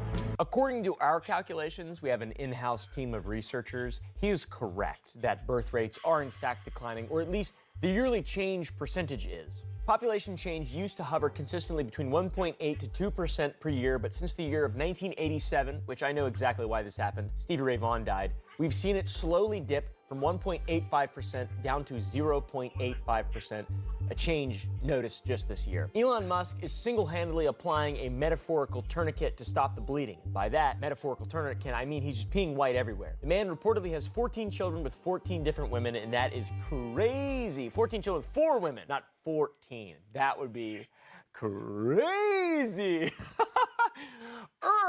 Still crazy. Crazier, though. He's a billionaire. Say what you will about Elon music being cringe, a hypocrite, or a liar, but in this topic specifically, he's putting his money where his mouth is. All $300 bajillion, or gazillion, or whatever it's actually more. It seems like it's pretty easy if you look at Elon Musk to have this many children, especially if you just don't give a fuck about the mothers. Or, you know, being present for the children, or, you know, being a good father, or whatever. He has so many kids, if he were to die, he could give them each $20 billion and make them 14 of the richest people in the world would all be little Musk babies. That's insane, dude. That isn't even insane, that's unsane. New word, look it up. Is that a word? That's gotta be, right? I thought I was a genius. I've been saying that accidentally for a long time because I'm a dumbass. Not realizing I'm being more articulate than the average person and more nuanced, and I'm taking more context and consideration. I must thank the Holy Rock. Elon's got women shooting out babies like I've got 3D printers printing ghost guns in my basement. Allegedly, that's not illegal, that's legal. Yeah, sure, why not? I'll just say that, that's fine. I don't actually have any 3D printers, but that is funny though. If you watch the news and that's it, you'd only think that Elon Musk has one child, a child named X. You've seen him, he's that adorable little kid that he holds on his shoulders and stuff. He's got so many kids. And by the way, his name's not Xavier, it's not Alexander, it's not even Xerxes, the Persian god king who attacked the hot gates of Thermopylae and the Spartan forces died defending it there to their final breaths, only before they were It gets me fired up when I think about it. They were betrayed. His son's name is X. XA12. XA12. What the does that mean? What is that? What name is that? No offense to the little guy or anything. He's just a child, but like that is a terrible name. XA12. How about you name your son A10 Warthog, and his middle name's Bert. Also, it isn't XA12. There's a pronunciation. I mean, it's just X, the letter X, and then the AE is like pronounced ash. Yeah. And then A12 is my contribution. Oh, why A12? Archangel 12, the precursor to the SR-71. Coolest plane ever. Elon's fatherhood journey is a long and complicated one, and it seems like he's only just getting started and just now starting to figure it all out. And for being someone with so much power and so much influence and someone who sticks out in so many people's minds. He really is so insanely trashy. It's like small town gossip group Facebook drama on a daily basis that's just blasted around Twitter that he responds to. He actively responds to his baby mamas. I say unbelievable. It really is unbelievable. It's so entertaining. It's insanely entertaining. This man has left a trail of broken hearts in his wake of his being white journey. He's the reincarnation of Genghis Khan, and he will build his legacy and his lineage. He gotta be a big dick bandit, though. For real. Know what I'm saying? The craziest part about all of it is in the midst of all of his business building, he's finding the time for the most important thing, and that is finding love, guys. We have to go back to the beginning, the year 2000, when he lost his virginity. Just kidding. He was probably like 30 in 2000. He probably was. Let's see, because I think he was fully bald then. Elon Musk, age 2000. He was 1971, so he's not that old. He's only a little older than my father. He looks so old, though. Justine Musk was the first woman that Elon Musk ever married, or I guess implanted with his seed. I don't know if that's a respectful way to say that, but I don't really give a f. It was not happily ever after, by the way, because we're now talking about this 20 years on. Justine published a feature about her relationship with Elon on Marie Claire in 2010 after they separated. I don't know what Marie Claire is. I thought that was a diet. You said not a diet? Jenny Craig. I'm thinking of Jenny Craig. They married in the year 2000. They divorced in 2008. Thanks, Obama. They had 6 children over the course of those 8 years. They had a lot of babies, all right? They even had twins through IVF in 2004. One is named Vivian and the other's Griffin. Vivian has since become one of her father's most outspoken critics and doesn't even want to be his child. She changed her name to Vivian Jenna Wilson, which is her mother's maiden name, to dissociate from Elon even further. Seems like she put on some deodorant to get rid of that Musk. I didn't write that joke. That was written for me. Elon seems equally resentful of Vivian, referring to her by Xavier back on March 22nd, saying, "My son Xavier died. He was killed by the woke mind virus." I have to try really hard not to laugh when saying that out loud. He was killed by the woke mind virus. What the f does that even the what? Saying that non-ironically, not having like a little bit of. Has this guy ever had fun in his life ever? What the f? The woke mind virus killed his son. Elon and Justine then had triplet sons: Kai, not Saxon, and Damien. That was a pretty good one. Look, the Holy Relic liked it too. Elon doesn't have a lot of photos with these children. Maybe he's too busy making sly business deals and slaying fat stacks of inventions of Tesla and stuff. I don't know, dude. I don't know a lot about Elon Musk. I just know he was a hero to a lot of people that now absolutely despise him. There is one picture of him with Griffin, Kai, Saxon, and Damien meeting the Pope, but it is potentially the most awkward family photo I've ever seen in my entire life, and you've got to see it too, my friends. They're all social distancing and stuff, and Elon's like, he looks like me in my suit. He looks, we fit suits the same way. Look at the Pope. Didn't he die? I don't want to make the Catholics mad, but they do get mad. They love their holy relics. They really do. They non-ironically have holy relics, them fellers. Anyways, Elon and Justine wouldn't exactly have a mutually respectful relationship, I wouldn't say. According to Justine at their wedding reception, while they danced, Elon told her, "I am become meme." And I don't know if that's actually accurate or true. That's just what we're getting reports of that. Or he said he's the alpha or some bullshit like that. I'm not exactly sure. He also apparently harped on her for ways that she wasn't perfect, leading to her telling him she's his wife, not his employee, which is so funny to look at your wife like she has like some level of performance and she has to win wife of the month or employee of the month. It's just an odd way to approach life in general, I think. I don't think he's a normal guy, so I think the expectations of normal people on him, he's always going to come short. He's like Dr. Evil, you know? I wouldn't expect Dr. Evil to be nice to his wife.